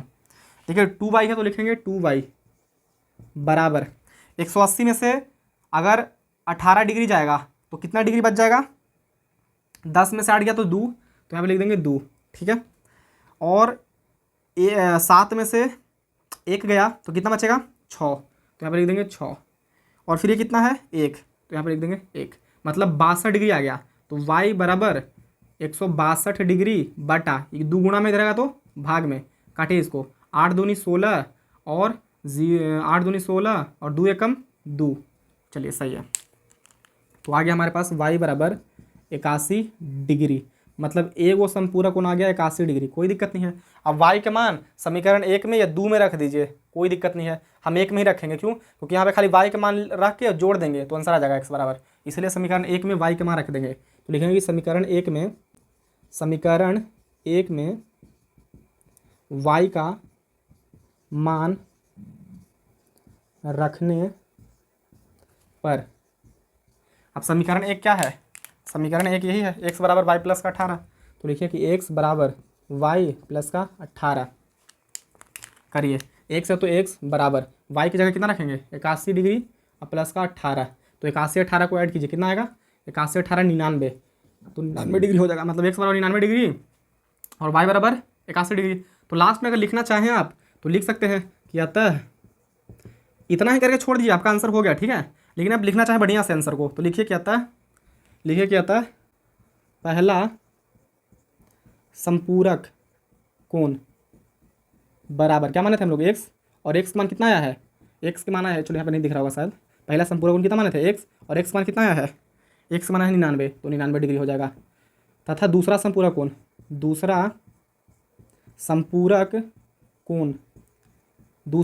हमें क्या माना था? y, और y का मान क्या आया था? y का मान है 81, तो 81 डिग्री, और ये क्या हो गया? Final answer. समझ में आया तो बोलिए सर आया। आप देखिए, अगर तुमको लगता है सर ये आंसर कैसे सही होगा, मतलब कैसे मान लें कि आप सही बनाए हैं? देखिए, बोल रहा था कि पहला जो संपूरक कोण है ना, मतलब दो संपूरक कोणों में बड़ा कोण छोटे कोण से 18 डिग्री अधिक है, तो बड़ा कोण है क्या? 99, और छोटा कोण क्या आया? 81। अब देखो तो 81 से ये 18 डिग्री अधिक नहीं है? हाँ सर है, मतलब सही है। और भी चेक कर सकते हैं, बोला था कि दोनों संपूरक कोणों का योग कितना डिग्री होता है? 180 डिग्री। तो इन दोनों का योग करो तो 99 और 81 कितना हो जाएगा? 180। सिंपल, मतलब आंसर सही है बिल्कुल, क्वेश्चन को सेटिस्फाइड कर रहा है। आई होप कि आपको क्वेश्चन समझ में आ रहे होंगे। अगर आ रहे हैं तो जल्दी से कॉपी कर लीजिए, फिर हम लोग आगे बढ़ते हैं क्वेश्चन नंबर 3 पे।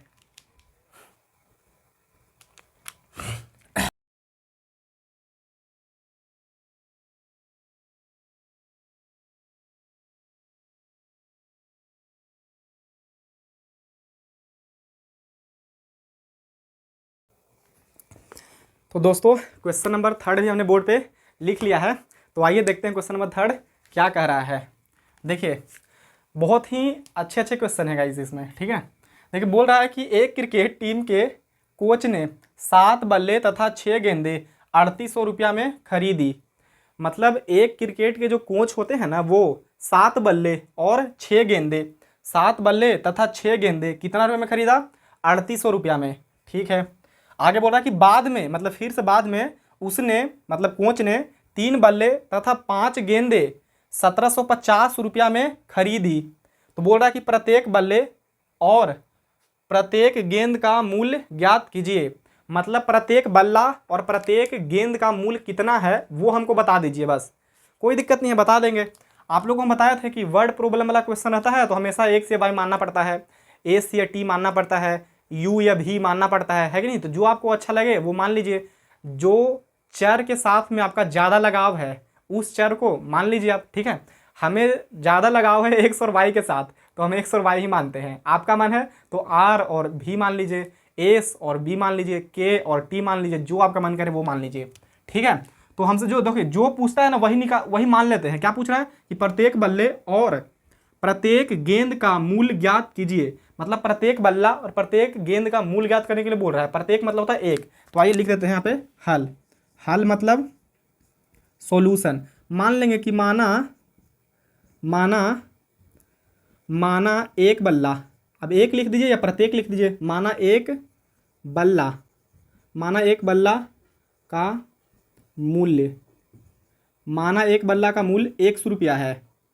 हमने एक बल्ला का मूल्य गाइस 100 रुपया मान लिया। सर ऐसा क्यों किए आप? इसलिए किए क्योंकि हमसे पूछ ही रहा था कि ये प्रत्येक बल्ले और प्रत्येक गेंद का मूल्य ज्ञात कीजिए। तो हमें नहीं मालूम था, हमने मान लिया कि माना एक बल्ला का मूल्य 100 रुपया है तथा दूसरे मतलब एक गेंद का मूल्य y रुपया है, ठीक है।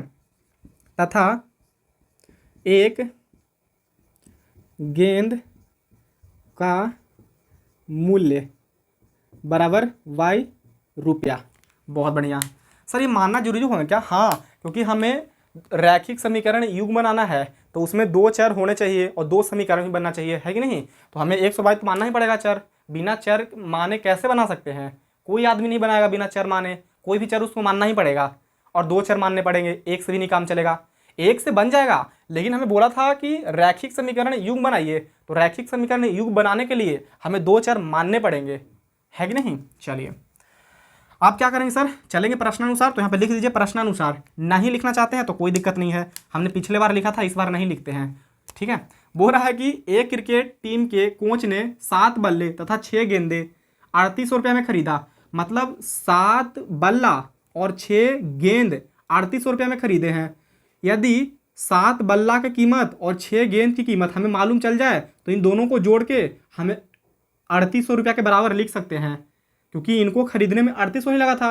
तो अगर हमको 7 बल्ले की कीमत और 6 गेंद की कीमत मालूम चल जाए तो इन दोनों का योग हम 3800 के बराबर कर सकते हैं। इतना बात से आप लोग सहमत हैं कि नहीं सहमत हैं? बिल्कुल सहमत होंगे। तो आइए देखिए कैसे निकलेगा। आपको एक बल्ला का मूल्य दिया हुआ है 100 रुपया, तो 7 बल्ला का नहीं निकल जाएगा। एक कलम के मूल अगर आता है 3 रुपया, तो 7 कलम के मूल 21 रुपया। सिंपल, समझ में आ रहा है ना। तो एक बल्ला की कीमत है 100 रुपया, तो 7 बल्ले का कीमत तो 7 100 रुपया। बहुत बढ़िया। फिर एक गेंद का मूल्य है वाई रुपया, तो 6 गेंद का मूल्य तो 6 वाई रुपया। मतलब ये 6 वाई रुपया और 7 वाई रुपया का योग किन के बराबर होगा? तो 3800 रुपया के बराबर। सर 3800 रुपये के बराबर कैसे होगा? कैसे नहीं होगा, 7 बल्ले हैं। अब 7 बल्ले का मूल्य निकला 7 वाई अति 7 एक्स। 6 गेंदे हैं और 6 गेंदे का मूल्य कितना निकला? 6 वाई। तो दोनों मूल्य के जोड़ेंगे तो कितना हमको चुकाना पड़ता है? 3800 रुपया। तो 3800 के बराबर होंगे। बिल्कुल सर, सहमत हो गए। ये समीकरण फर्स्ट मान लीजिए, ठीक है।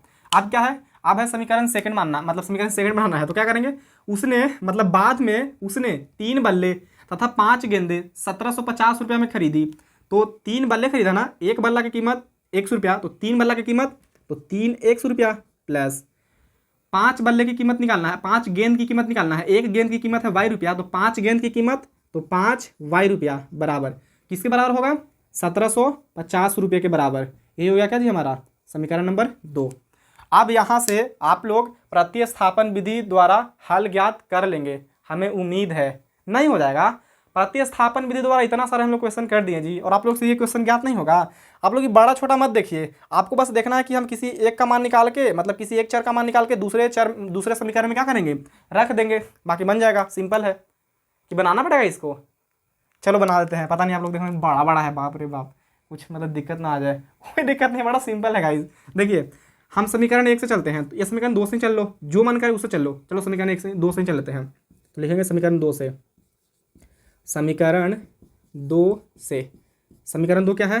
3x प्लस के 5y बराबर 1750। जल्दी जल्दी थोड़ा चलते हैं, क्योंकि आप लोग तो सीख ही गए होंगे।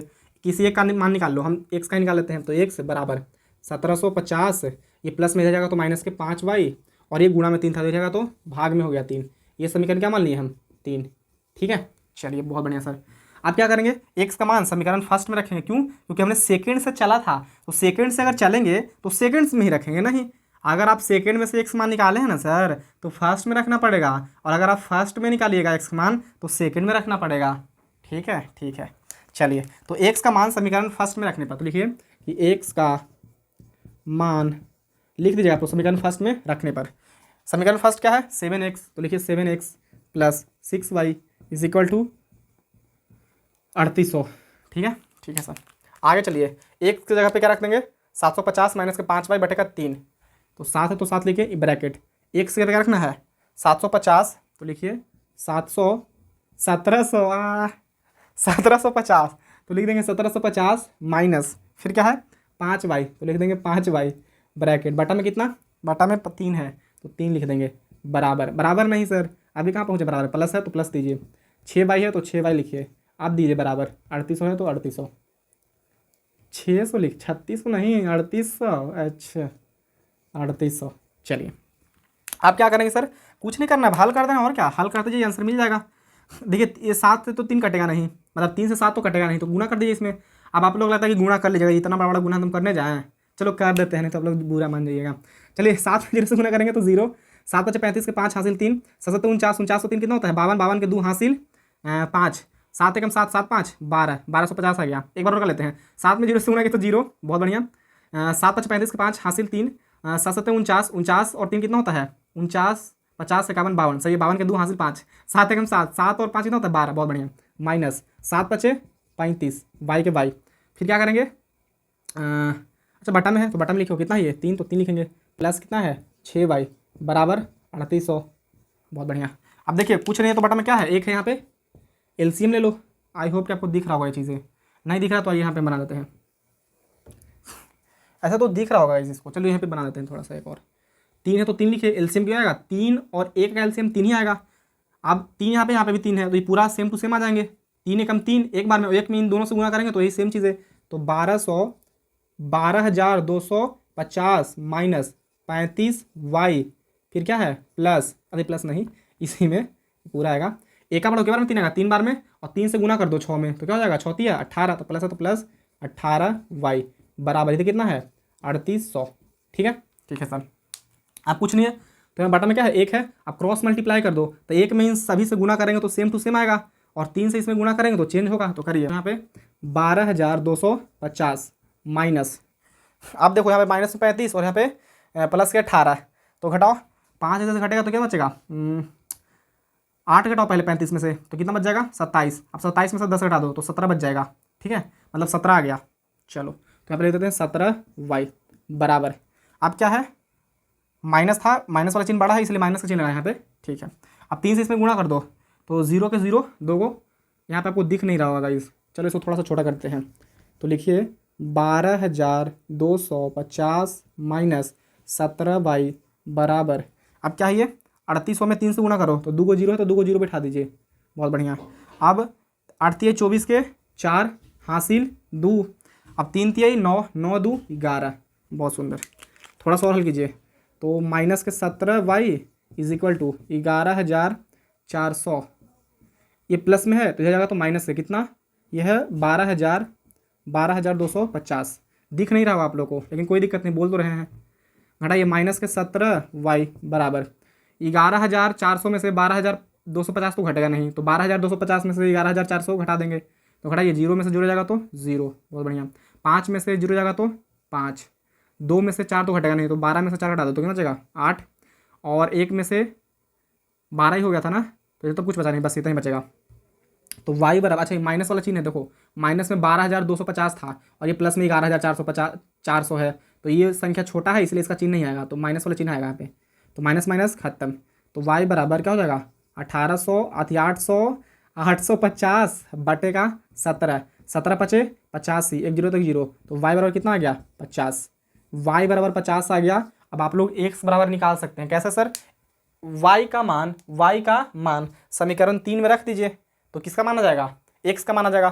तो आई होप कि क्वेश्चन आपको समझ में आया होगा, इस समझ में आया है तो कॉपी कर लीजिए, आगे बढ़ते हैं। यहाँ पे हम x के मान नहीं निकाले हैं, x के मान आप लोग निकाल सकते हैं। y का मान समीकरण 3 में रख दीजिए, 2 में रख दीजिए, 1 में रख दीजिए, जो आपको अच्छा लगता है उसमें रख दीजिए। हम सजेस्ट करेंगे आपको कि समीकरण 3 में रख दीजिए, ज़्यादा अच्छा रहेगा, ठीक है, क्योंकि इसमें x इधर है, y का मान रखिए, जोड़ घटाव कीजिए, आंसर आ जाएगा। चलिए तो जल्दी से कॉपी कर लो इसको।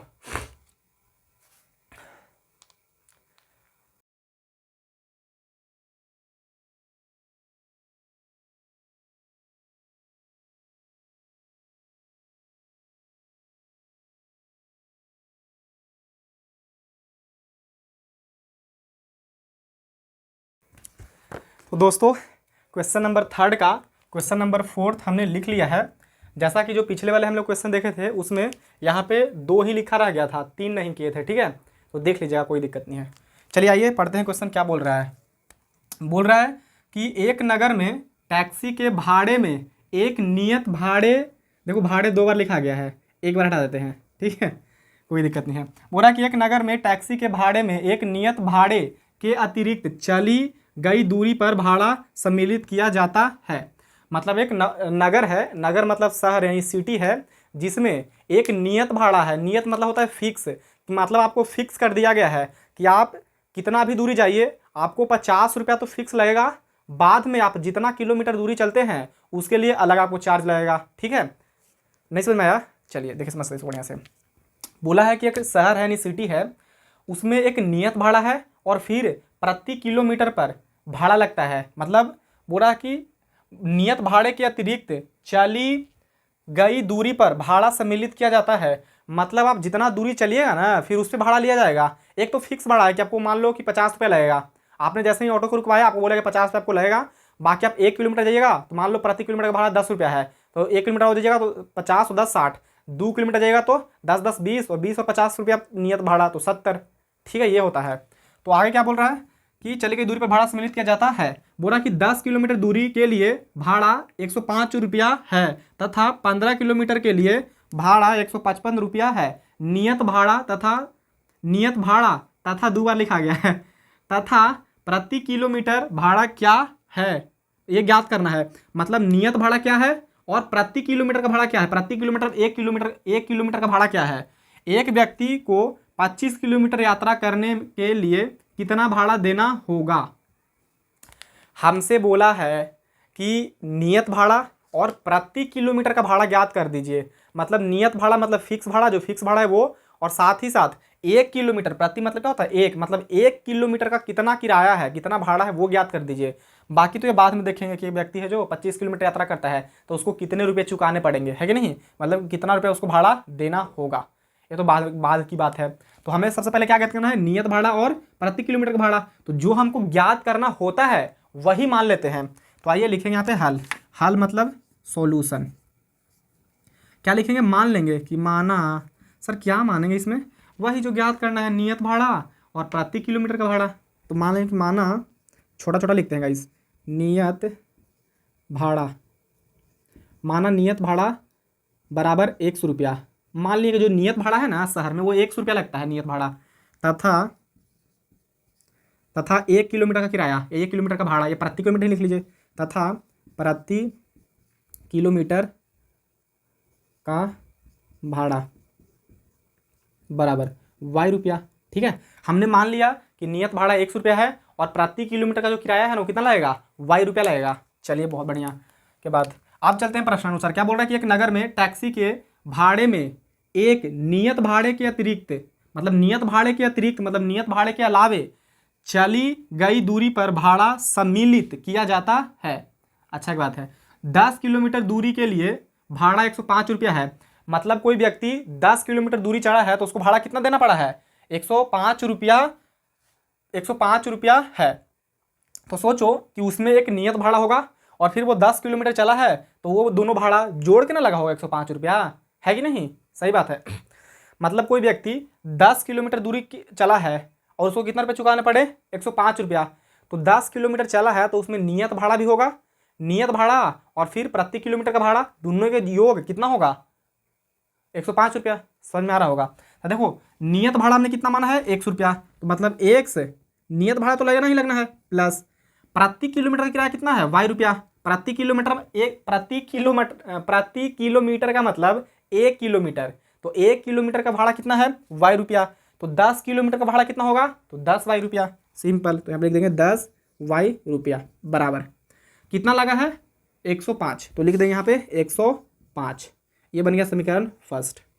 आई होप कि आपको समझ में आ रहा होगा। सर नहीं समझ में आया, फिर समझाइए। देखिए नियत भाड़ा तो लगना ही है गाइस। नियत भाड़ा कितना था, 100 रुपया। 100 तो लगेगा, तुम 1 किलोमीटर चलो, 2 किलोमीटर चलो, 100 किलोमीटर चलो, 100 रुपया तो लगेगा। बाकी तुम कितना किलोमीटर चले हो उसके अनुसार पैसा लगेगा। फिर अब तुम चले हो 10 किलोमीटर तो 1 किलोमीटर का भाड़ा कितना है, y रुपया। तो 10 किलोमीटर के तो 10 y रुपया, और ये दोनों मूल्य को जोड़ेंगे तो कितना के बराबर होगा, 105 के। सिंपल। चलिए बहुत बढ़िया। आगे क्या बोल रहा है, फिर बोल रहा है कि तथा 15 किलोमीटर के लिए भाड़ा 155 रुपया है। तो 100 रुपया तो नियत लगेगा ही, फिक्स है। अब कितना किलोमीटर चला है, 15 किलोमीटर, तो 1 किलोमीटर के y रुपया, तो 15 किलोमीटर के 15 y रुपया बराबर किसके बराबर होगा, 155 के बराबर। ये आ गया समीकरण नंबर 2। समझ में आया तो बोले कि समझ में आया सर। नियत भाड़ा था 100 रुपया, प्रति किलोमीटर का भाड़ा है 22 रुपया, ठीक है। तो उसने चला है 10 किलोमीटर, तो नियत भाड़ा तो 100 लगेगा ही। अब 10 किलोमीटर चला है तो 1 किलोमीटर के y रुपया, तो 10 किलोमीटर के 10 y रुपया। आई दोनों मूल्य को जोड़ेंगे तो किसके बराबर होगा, 105 के। दूसरा जो बंदा है वो 15 किलोमीटर चला था, तो एक नियत भाड़ा तो फिक्स लगेगा 100 रुपया, प्लस 15 किलोमीटर चला है, 1 किलोमीटर का भाड़ा है y रुपया, तो 15 किलोमीटर के 15 y रुपया। और ये दोनों मूल को जोड़ेंगे तो किसके बराबर होगा, 155 के बराबर। Simple guys. अब क्या करना है, इसको प्रतिस्थापन विधि से हल कर लेना है। प्रतिस्थापन विधि से हल ज्ञात करके बस क्या करना है, फिर कोई व्यक्ति 25 किलोमीटर चला है तो उसके लिए उसको कितना भाड़ा देना पड़ेगा वो भी ज्ञात करना है। तो आइए इसको बना ही देते हैं, ठीक है। केवल प्रतिस्थापन विधि से हल ज्ञात करना रहता तो हम छोड़ देते, लेकिन आगे भी और कुछ पूछ रहा है तो उसके लिए हमको थोड़ा सा क्या करना पड़ेगा, बनाना पड़ेगा।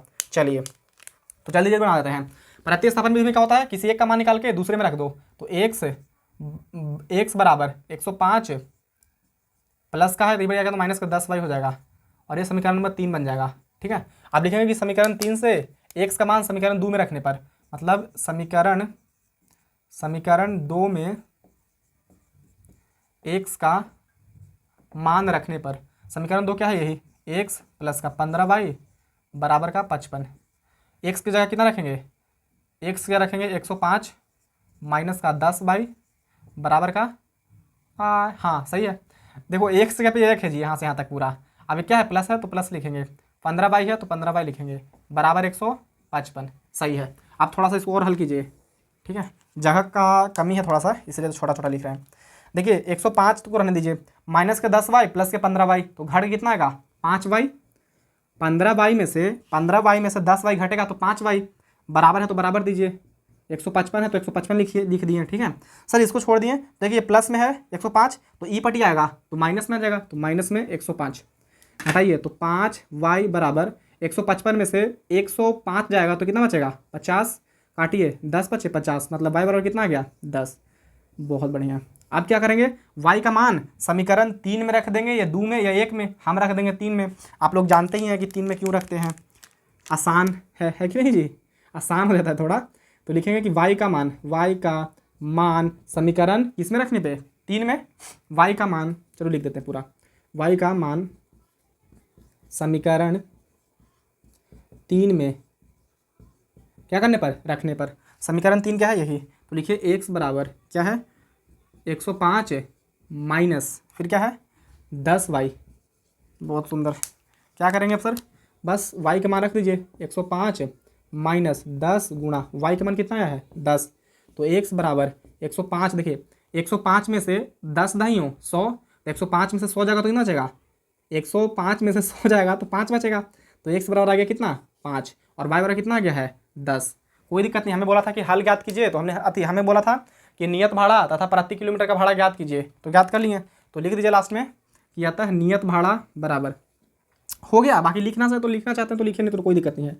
अतः नियत भाड़ा बराबर 100 रुपये माने थे, नियत भाड़ा हम लोग कितना माने थे, देखिए नियत भाड़ा 100 माने थे तो x लिखे, x की वैल्यू कितना है 5, तो लिख देंगे यहाँ पे 5 रुपया। फिर क्या था, प्रति किलोमीटर का भाड़ा, देखो प्रति किलोमीटर का भाड़ा या तो 1 किलोमीटर का भाड़ा, तो लिखो यहाँ पे प्रति किलोमीटर का भाड़ा बराबर y रुपया माने थे, और y का मान कितना आया है, y का मान आया यहाँ पे 10, तो लिख देंगे 10 रुपया। चलिए अब क्या ज्ञात करना है सर, अब हम लोग को ज्ञात करना है कि यहाँ से देखिए एक व्यक्ति को 25 किलोमीटर यात्रा करने के लिए कितना भाड़ा देना होगा, मतलब एक व्यक्ति 25 किलोमीटर यात्रा करता है तो उसको कितना भाड़ा देना होगा। तो आइए ज्ञात कर लेते हैं। तो लिखेंगे कि 25 किलोमीटर यात्रा में लगा भाड़ा, 25 किलोमीटर यात्रा में लगा भाड़ा, तो निकालिए। तो देखिए सबसे पहले कोई व्यक्ति वो 25 किलोमीटर यात्रा तय कर रहा है, तो सोचो कि एक तो नियत भाड़ा है, और नियत भाड़ा कितना था 100 रुपया, नियत भाड़ा कितना था 100 रुपया, मतलब 100 रुपया तो लगेगा ही लगेगा, प्लस अब क्या लगेगा सर, अब वो 25 किलोमीटर चला है तो 1 किलोमीटर का किराया कितना है y रुपया, तो 25 किलोमीटर चला है तो कितना 25 y रुपया, तो यहाँ पे लिख देंगे प्लस में 25 y रुपया, इतना उसको चुकाना पड़ेगा। नहीं समझ में आया, आइए फिर समझते हैं। कोई व्यक्ति है वो 25 किलोमीटर यात्रा में कितना भाड़ा देगा ड्राइवर को, ठीक है, 25 किलोमीटर यात्रा तय किया है तो उसको कितना भाड़ा देना पड़ेगा। तो देखिए एक तो नियत भाड़ा है 100 रुपया, ये तो देना ही पड़ेगा, प्लस में वो 25 किलोमीटर चला है तो 1 किलोमीटर का भाड़ा है y रुपया। देखिए 1 किलोमीटर का भाड़ा कितना माने थे हम लोग y रुपया, तो 25 किलोमीटर का तो 25 y रुपया हो जाएगा, है कि नहीं, और इन दोनों को जोड़ दीजिए वही आंसर आ जाएगा। तो चलिए करते हैं हल थोड़ा सा। x का मान कितना आया था, x का मान है सर 5, तो 5 लिख दीजिए, प्लस 25 है तो 25 गुणा y के मान कितना आया था, y के मान है सर 10, तो 10 लिखेंगे बराबर 5 प्लस 25 में 10 से गुना करेंगे तो 250, तो कितना आ गया 255 रुपया, मतलब उस व्यक्ति को, ड्राइवर को कितना देना पड़ेगा, 255 रुपया देना पड़ेगा। ठीक है, आई होप गाइस कि आपको ये सारे क्वेश्चन समझ में आए होंगे। नहीं आया है तो कोई दिक्कत वाली बात नहीं है, एक दिन सब समझ में आ जाएगा। ठीक है, तो चलिए जल्दी से आप लोग इस क्वेश्चन को कॉपी कीजिए, उसके बाद फिर हम लोग आगे बढ़ते हैं क्वेश्चन नंबर 5 पे।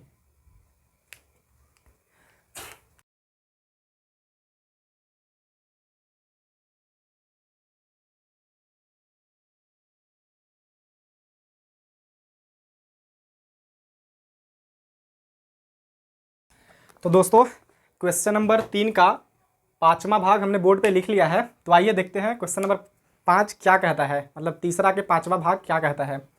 देखिए बोल रहा है कि यदि किसी भिन्न के अंश और हर दोनों में 2 जोड़ दिया जाए, मतलब कोई भिन्न होगा उसके अंश में भी और हर में भी 2 जोड़ दिया जाए। अब भिन्न क्या होता है ये भी हम बता देंगे, पहले भी क्वेश्चन समझ लेते हैं। 2 जोड़ दिया जाए तो वह 9/11 हो जाता है।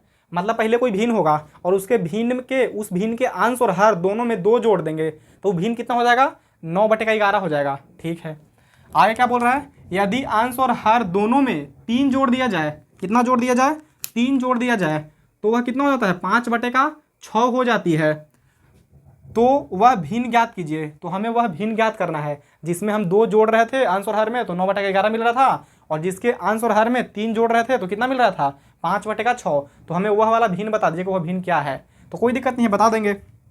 सबसे पहले समझ लीजिए कि भिन्न होता क्या है। भिन्न को इंग्लिश में बोलते हैं फ्रैक्शन। क्या बोलते हैं, फ्रैक्शन। तो देखिए जिसे अंश बटा हर के रूप में लिखा जा सके, जिसे अंश बटा हर के रूप में लिखा जा सके उसे क्या कहते हैं, भिन्न कहते हैं। मतलब जिसे बटा के रूप में लिखा जा सकता है, जैसे कि 4/9, 3/6 या 15/50, ये क्या है, भिन्न है। ठीक है, और भिन्न भी कई प्रकार के होते हैं, भिन्न भी कई प्रकार के होते हैं, जैसे कि उचित भिन्न, अनुचित भिन्न यानी प्रॉपर फ्रैक्शन, इम्प्रॉपर फ्रैक्शन, या फिर होता है मिश्र भिन्न जिसको बोलते हैं मिश्र फ्रैक्शन, मिक्स्ड फ्रैक्शन, मिश्रित भिन्न, तुल्य भिन्न, ये भी होता है इक्विवेलेंट फ्रैक्शन, है कि नहीं। हमें मोटा मोटी समझना है भिन्न के बारे में। भिन्न क्या होता है, तो जिसे बटा के रूप में लिखा जा सकता है उसे भिन्न कहते हैं। ऊपर वाले को बोलते हैं अंश, ऊपर वाले को क्या बोलते हैं, अंश, अंश मतलब न्यूमिनेटर। नीचे वाले को बोलते हैं हर, हर मतलब डिनोमिनेटर। ठीक है, ऊपर वाले को बोलते हैं अंश, नीचे वाले को बोलते हैं हर। ठीक है, समझ में आया भिन्न होता क्या है। तो आइए अब हम लोग क्वेश्चन को करते हैं।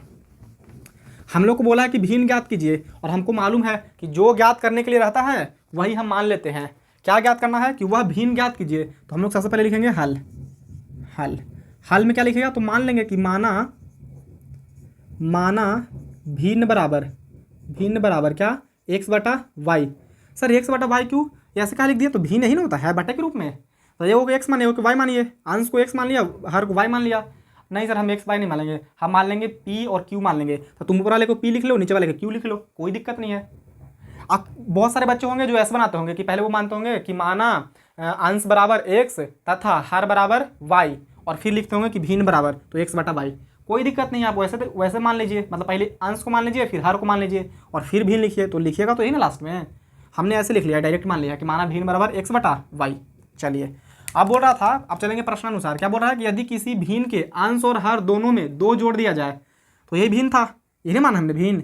इसके अंश और हर दोनों में, अंश क्या होता है बता ही दिए, अंश होता है ऊपर वाला, हर होता है नीचे वाला।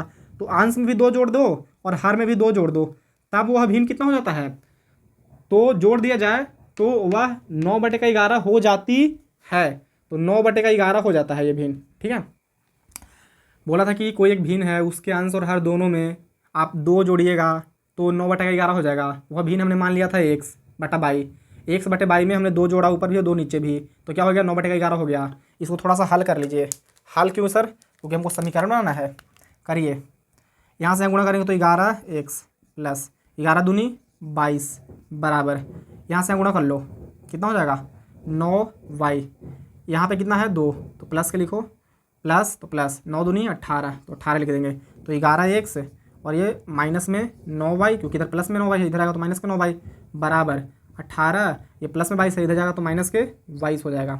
तो लिखिए 11x बराबर 11x माइनस 9y बराबर माइनस के 4। 22 में से 18 जाएगा तो 4, माइनस का चिन्ह बढ़ा इसलिए माइनस का चिन्ह, ये समीकरण फर्स्ट बन गया।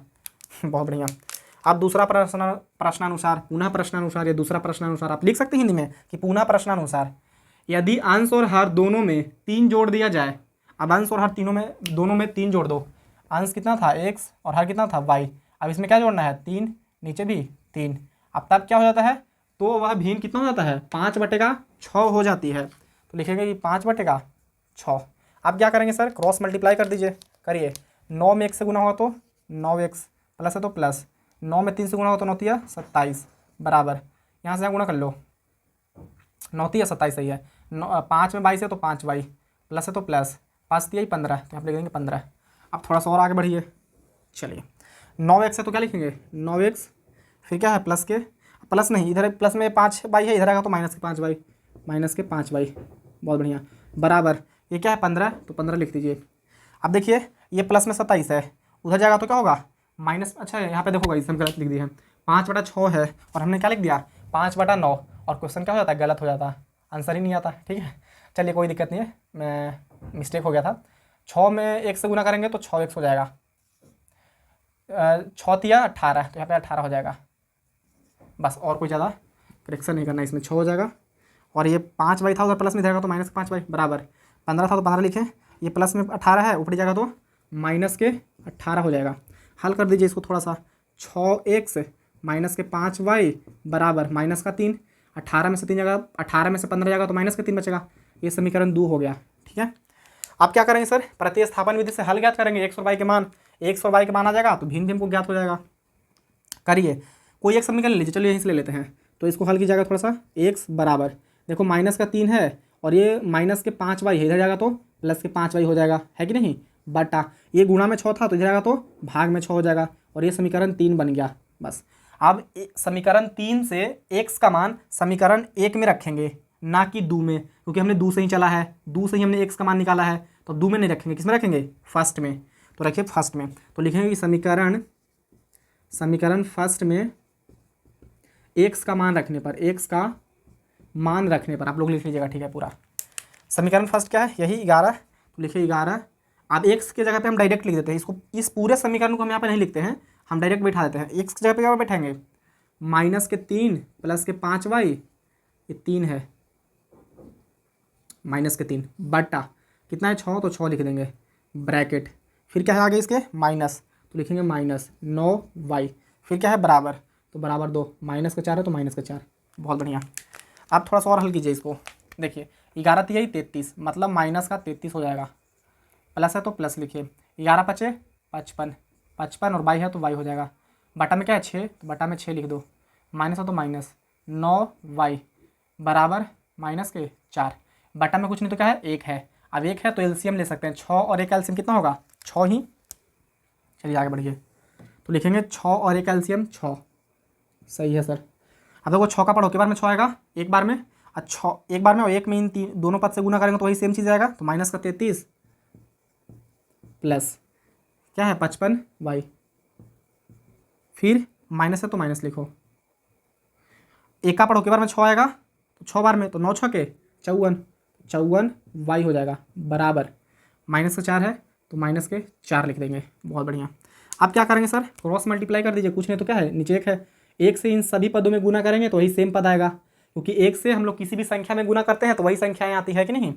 करिए माइनस का 33 है तो माइनस का 33 लिखो, प्लस के 55y में से माइनस के 54y जाएगा तो क्या बचेगा, प्लस का एगो y, 55 में से 54 चल जाएगा तो एगो y बचेगा, बराबर है तो बराबर, 6 में 4 से गुणा करो, 6 चौके 24, और ये माइनस है तो माइनस लगा दो, ठीक है, बहुत बढ़िया। अब लिखो y बराबर माइनस के 24 और ये माइनस में 33 सही पड़ जाएगा तो प्लस के 33 हो जाएगा, तो y बराबर 33 में से 24 जाएगा तो कितना बचेगा 9, और प्लस का चिन्ह बढ़ा इसलिए प्लस के 9 आ जाएगा, बहुत बढ़िया। y के मान तो हमें ज्ञात हो गया है, अब क्या ज्ञात करना है x के मान, तो x के मान ज्ञात कर लीजिए। तो y के मान समीकरण 3 में रख दो, 2 में रख दो या 1 में रख दो, हम समीकरण 3 में ही रखेंगे, क्यों रखेंगे वो आपको मालूम होगा, ठीक है। रख दीजिए x बराबर माइनस के 3 प्लस 5 है तो 5 गुणा y की जगह क्या रख देंगे हम, y की जगह 9, तो 9 रख दीजिए बटा, अच्छा यहाँ पे लिख देना कि समीकरण 3 में y के मान रखने पर, यहाँ पे लिख दीजिएगा समीकरण 3 में y के मान रखने पर, अब क्या बटा में 6 तो 6 लिख देंगे, तो x बराबर माइनस के 3 प्लस 9 पचे 45, तो 45 लिख देंगे बटा 6, 9 पचे 45 सही है, तो x बराबर घटाइए 45 में से 3 जाएगा तो कितना बचेगा माइनस के 42 45 में से 3 जाएगा तो कितना बचेगा जी? -42 नहीं, खाली 42 बचेगा। क्यों? क्योंकि बड़ा वाला चिन्ह बड़ा है, मतलब जो चिन्ह है प्लस वो 45 है। मतलब प्लस का जो चिन्ह है वो बड़ा संख्या के चिन्ह है, माइनस का जो चिन्ह है वो छोटा संख्या के चिन्ह है, इसलिए बड़ा संख्या के चिन्ह आएगा। बटा में 6 तो 6 आएगा, काटिए इसको, कितना में कटेगा? तो आ जाएगा x बराबर 6 सते 42, 7 बार में, मतलब x के मान आ गया 7 और y के मान कितना आ गया? 9 आ गया। चलिए हमें क्या ज्ञात करना था? हमें तो भिन्न ज्ञात करना था सर। तो भिन्न क्या माने थे हम लोग? x बटा वाई। तो लिखेंगे कि अतः, लिखिए यहाँ पे, अतः भिन्न बराबर x बटा वाई। हमने ही माना था भिन्न, x बटा वाई। तो x का मान कितना आया है? x का मान आया है 7, तो लिख देंगे 7 बटा y का मान कितना आया है? 9, तो लिख देंगे 9। और ये क्या होगा? Final answer. तो गाइस क्वेश्चन कैसा लग रहा है? बिल्कुल आसान क्वेश्चन है, ठीक है, कोई ज़्यादा हार्ड क्वेश्चन नहीं है कि मतलब इसमें ज़्यादा दिमाग लगाना पड़े, बल्कि बड़ा एकदम सिंपल क्वेश्चन है, ठीक है। तो जल्दी से कॉपी कर लो इसको। उसके बाद आते हैं लास्ट क्वेश्चन, तीसरा का लास्ट क्वेश्चन, और इस प्रश्नावली का भी लास्ट ही क्वेश्चन है, क्वेश्चन नंबर 6। तो जल्दी से इसको कॉपी कीजिए।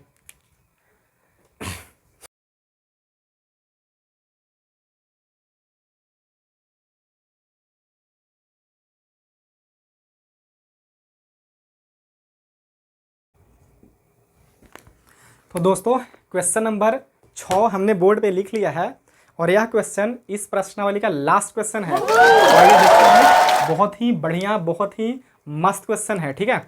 देखिए क्या बोल रहा है, ये समझते हैं।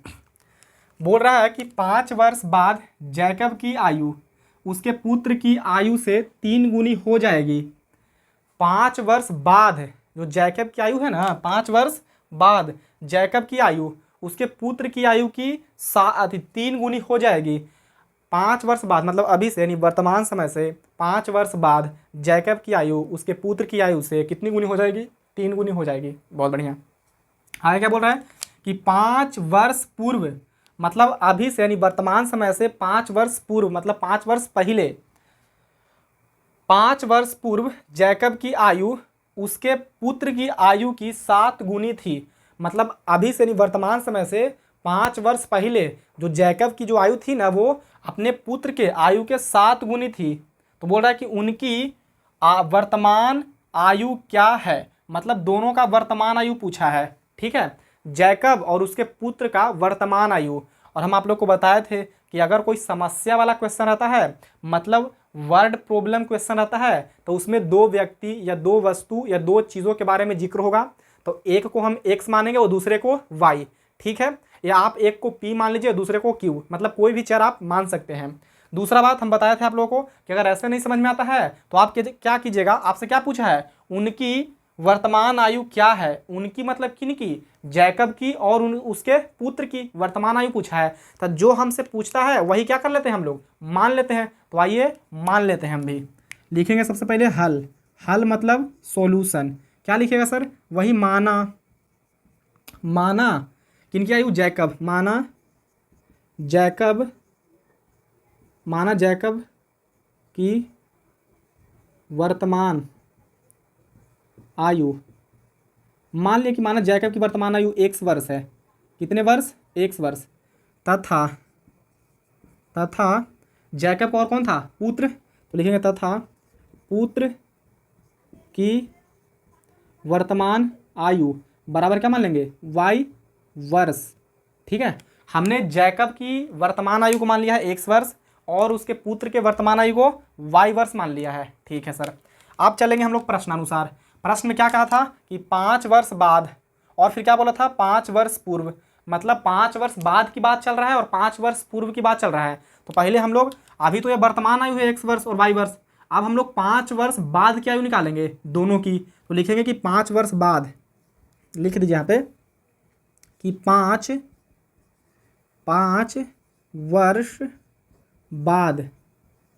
अब यहीं से लिखो, तुम आगे स्टार्ट करोगे 5 वर्ष बाद जैकब की आयु। हम नीचे से लिख देते हैं 5 वर्ष बाद किनकी आयु? तो जैकब की आयु बराबर, देखो अगर अभी जैकब 1 वर्ष का है वर्तमान समय में, तो 5 वर्ष बाद वो कितने वर्ष का हो जाएगा? तो अगर अभी 1 वर्ष का है तो 5 वर्ष बाद तो x + के 5 वर्ष का हो जाएगा। अभी मान लो कि जैकब 20 वर्ष का है, तो 5 साल बाद वो कितने वर्ष का हो जाएगा? तो 5 में 20 को जोड़ दीजिए, मतलब 20 में 5 को जोड़ दीजिए, तो 20 और 5 कितना होता है? 25 वर्ष का हो जाएगा। वही सेम लॉजिक से अगर अभी जैकब x वर्ष का है, तो 5 वर्ष बाद की बात चल रहा है, तो 5 वर्ष बाद वो कितने वर्ष का हो जाएगा? तो x प्लस के 5 वर्ष का हो जाएगा सर। बहुत बढ़िया। फिर 5 वर्ष बाद जैकब की आयु तो इतना हो गया। अब 5 वर्ष बाद उसके पुत्र की आयु भी निकालना पड़ेगा, तो लिखेंगे पुत्र की आयु, पुत्र की आयु बराबर, पुत्र की आयु क्या होगा? तो अगर अभी वर्तमान समय में पुत्र y वर्ष के है, तो 5 वर्ष बाद तो y प्लस के 5 वर्ष, है कि नहीं? अगर वर्तमान में उसका पुत्र 5 साल के रहता, तो 5 साल बाद कितने साल के होता? तो 5 और 5 10 साल के। लेकिन यहाँ पे अभी है y वर्ष के, तो y में 5 क्या कर दो? जोड़ दो। समझ में आ रहा है कि नहीं आ रहा है? आ रहा है सर। ये दोनों का वर्तमान आयु हो गया, ये दोनों का 5 वर्ष बाद की आयु हो गया। अब क्या निकालेंगे? 5 वर्ष पूर्व की आयु, क्योंकि 5 वर्ष पूर्व की आयु का बात चल रहा है इसमें, तो लिखेंगे 5 वर्ष पूर्व की आयु। तो फिर से लिखिए वापस कि 5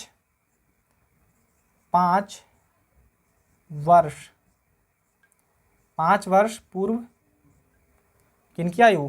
तो जैकब की आयु। तो लिखिए 5 वर्ष पूर्व जैकब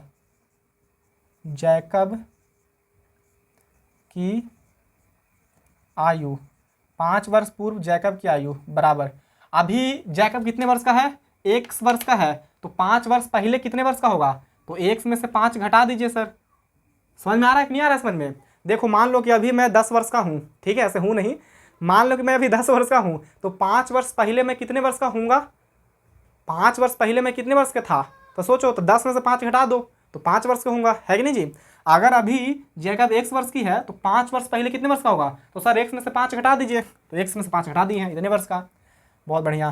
पुत्र की आयु निकालो, पुत्र की आयु, पुत्र की आयु। अभी पुत्र कितने वर्ष का है वर्तमान समय में? y वर्ष का। तो 5 वर्ष पहले वो कितने वर्ष का होगा? तो सर x में से y में से 5 घटा दीजिए। अगर अभी y वर्ष का है, तो 5 वर्ष पहले कितने वर्ष का होगा? तो y माइनस के 5 वर्ष का। बहुत बढ़िया, चलिए समझ में आ गया। आप क्या करेंगे? इतना करने के बाद देखिए, अगर आपको ये चीज़ें समझ में नहीं आता ना इतना, तो फिर दूसरा तरीका भी है, और वो दूसरा तरीका हम आप लोगों को एक्सरसाइज 3.1 में बताए थे कि किस तरीके से करना है। अगर आपको ये मेथड समझ में आता तो इस मेथड से करिए, नहीं तो एक और मेथड है, कहिए तो बता ही देते हैं, बता दें। चलिए देखिए, सबसे पहले अगर उम्र वाला क्वेश्चन रहेगा ना गाइज, तो इसमें हमेशा सदैव आपको वर्तमान उम्र और 5 वर्ष बाद या जितने वर्ष बाद की बात चले वो, और जितने वर्ष पहले की बात चले वो ज्ञात करना होता है। तो आइए सबसे पहले इसमें डब्बा बना दो, ऐसे आप सबसे पहले ऐसा डब्बा बना दो, ठीक है। ये दूसरा मेथड बना रहे हैं, मतलब ऐसे लिख लो तुम इतना, नहीं तो दूसरा तरीका है ये जो भी हम बता रहे हैं यहाँ पे, तुम ऐसे एक डब्बा बना दो, ठीक है। दोनों में से जो तरीका आपको उपयुक्त लगे उस तरीके से क्या कर लीजिएगा? बना लीजिएगा।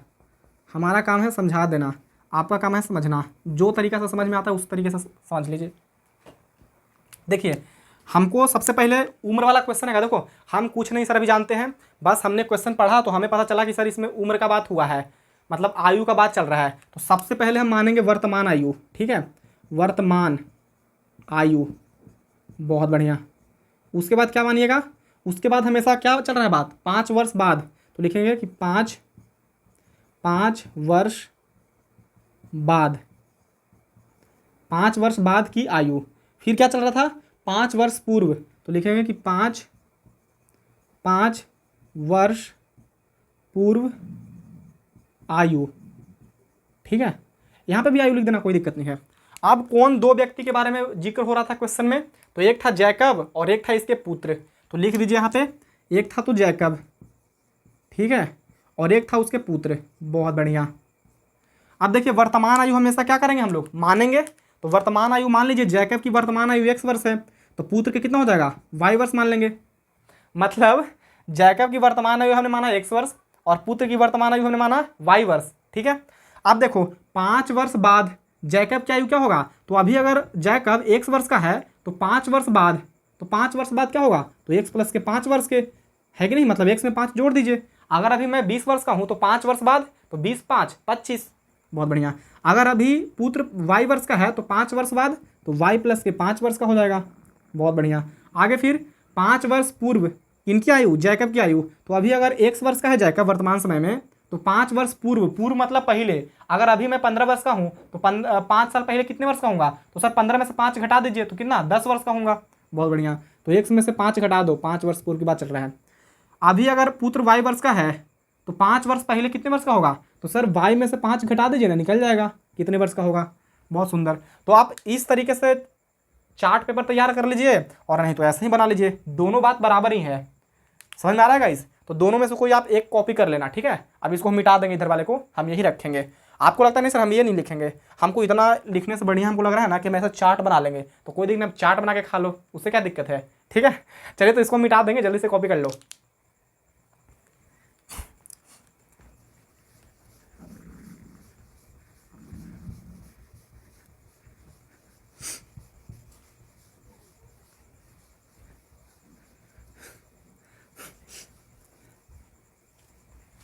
बहुत बढ़िया।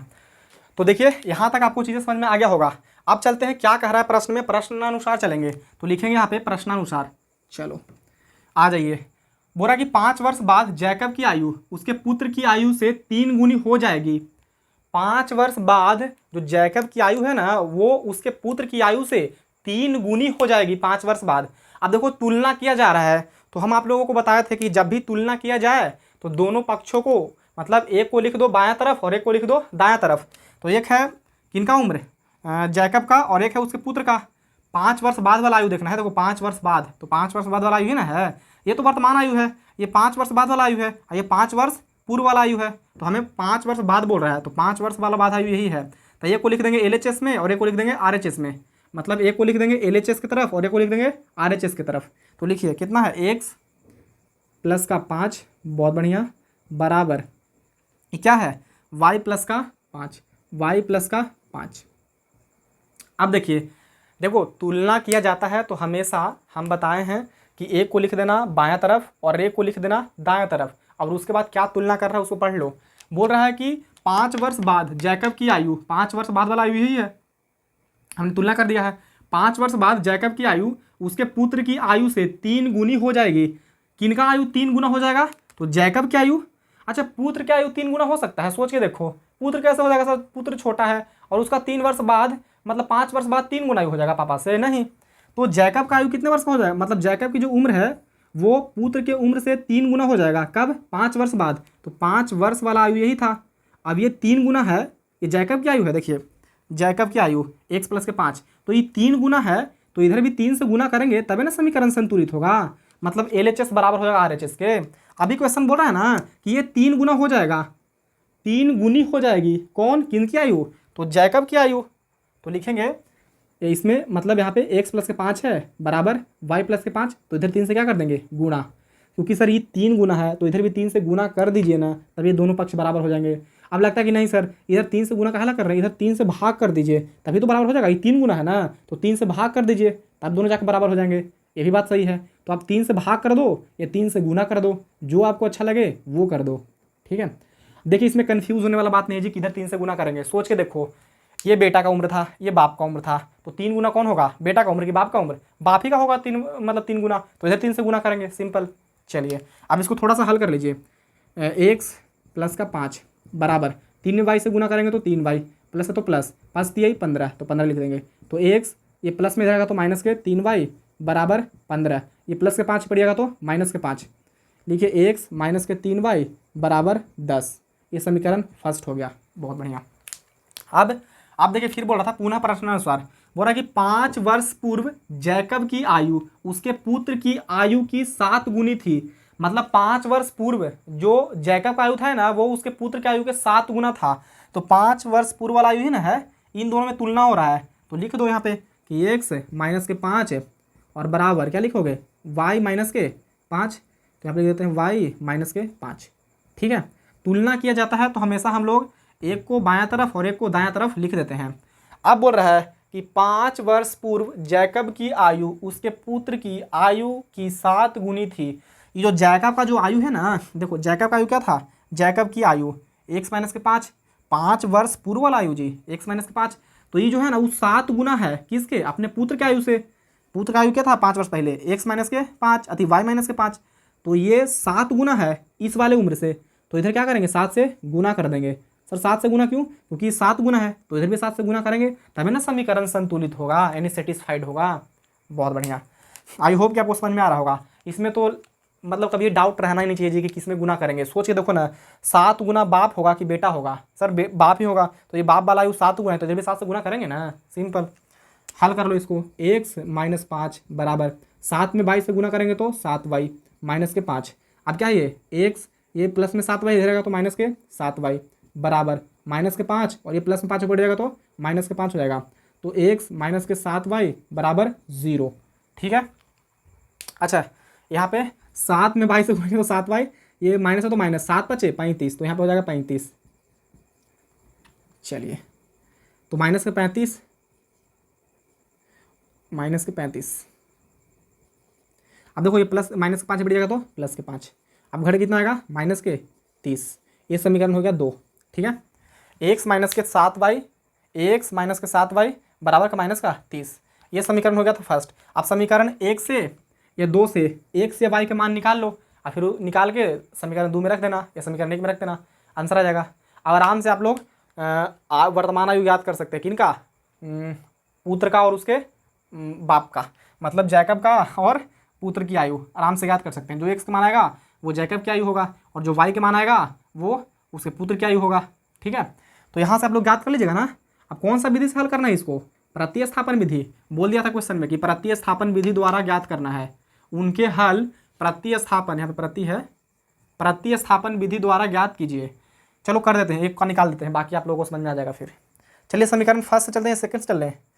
चलो फर्स्ट से तो लिखना कि समीकरण फर्स्ट से, समीकरण फर्स्ट से, समीकरण फर्स्ट से जहाँ तक जगह है वहाँ तक कर देते हैं, बाकी आगे आप लोग कंप्लीट कर लीजिएगा। समीकरण फर्स्ट क्या है ये? तो लिखो x बराबर लिख दो डायरेक्ट, 10 है तो 10। देखो ये माइनस के 3y है, इधर ही जाएगा तो प्लस के 3y हो जाएगा। ये समीकरण हो गया 3। बहुत बढ़िया। अब x का मान समीकरण 2 में रखो, क्योंकि हम 1 से चले थे, तो लिखो कि x का मान समीकरण 2 में रखने पर। ठीक है। चलिए समीकरण 2 क्या है? x, तो लिखो x की जगह पे हम डायरेक्ट x का मान बैठा देते हैं। कितना है? देखो x, चलो लिख दो एक बार, x माइनस के 7y बराबर कितना है? माइनस के 30, तो माइनस के 30 लिखो। आप बैठा दो, कोई दिक्कत नहीं है। तो लिखो x की जगह पे क्या रखना है? 10 प्लस का 3y, माइनस के 7 है तो माइनस के 7y लिखो बराबर माइनस के 30। अब करो, 7y में से 3y जाएगा तो माइनस के 4y बचेगा, क्योंकि माइनस वाला संख्या बड़ा है 7, प्लस वाला संख्या 3 है, इसलिए जो बड़ा संख्या है उसी का चिन्ह आता है।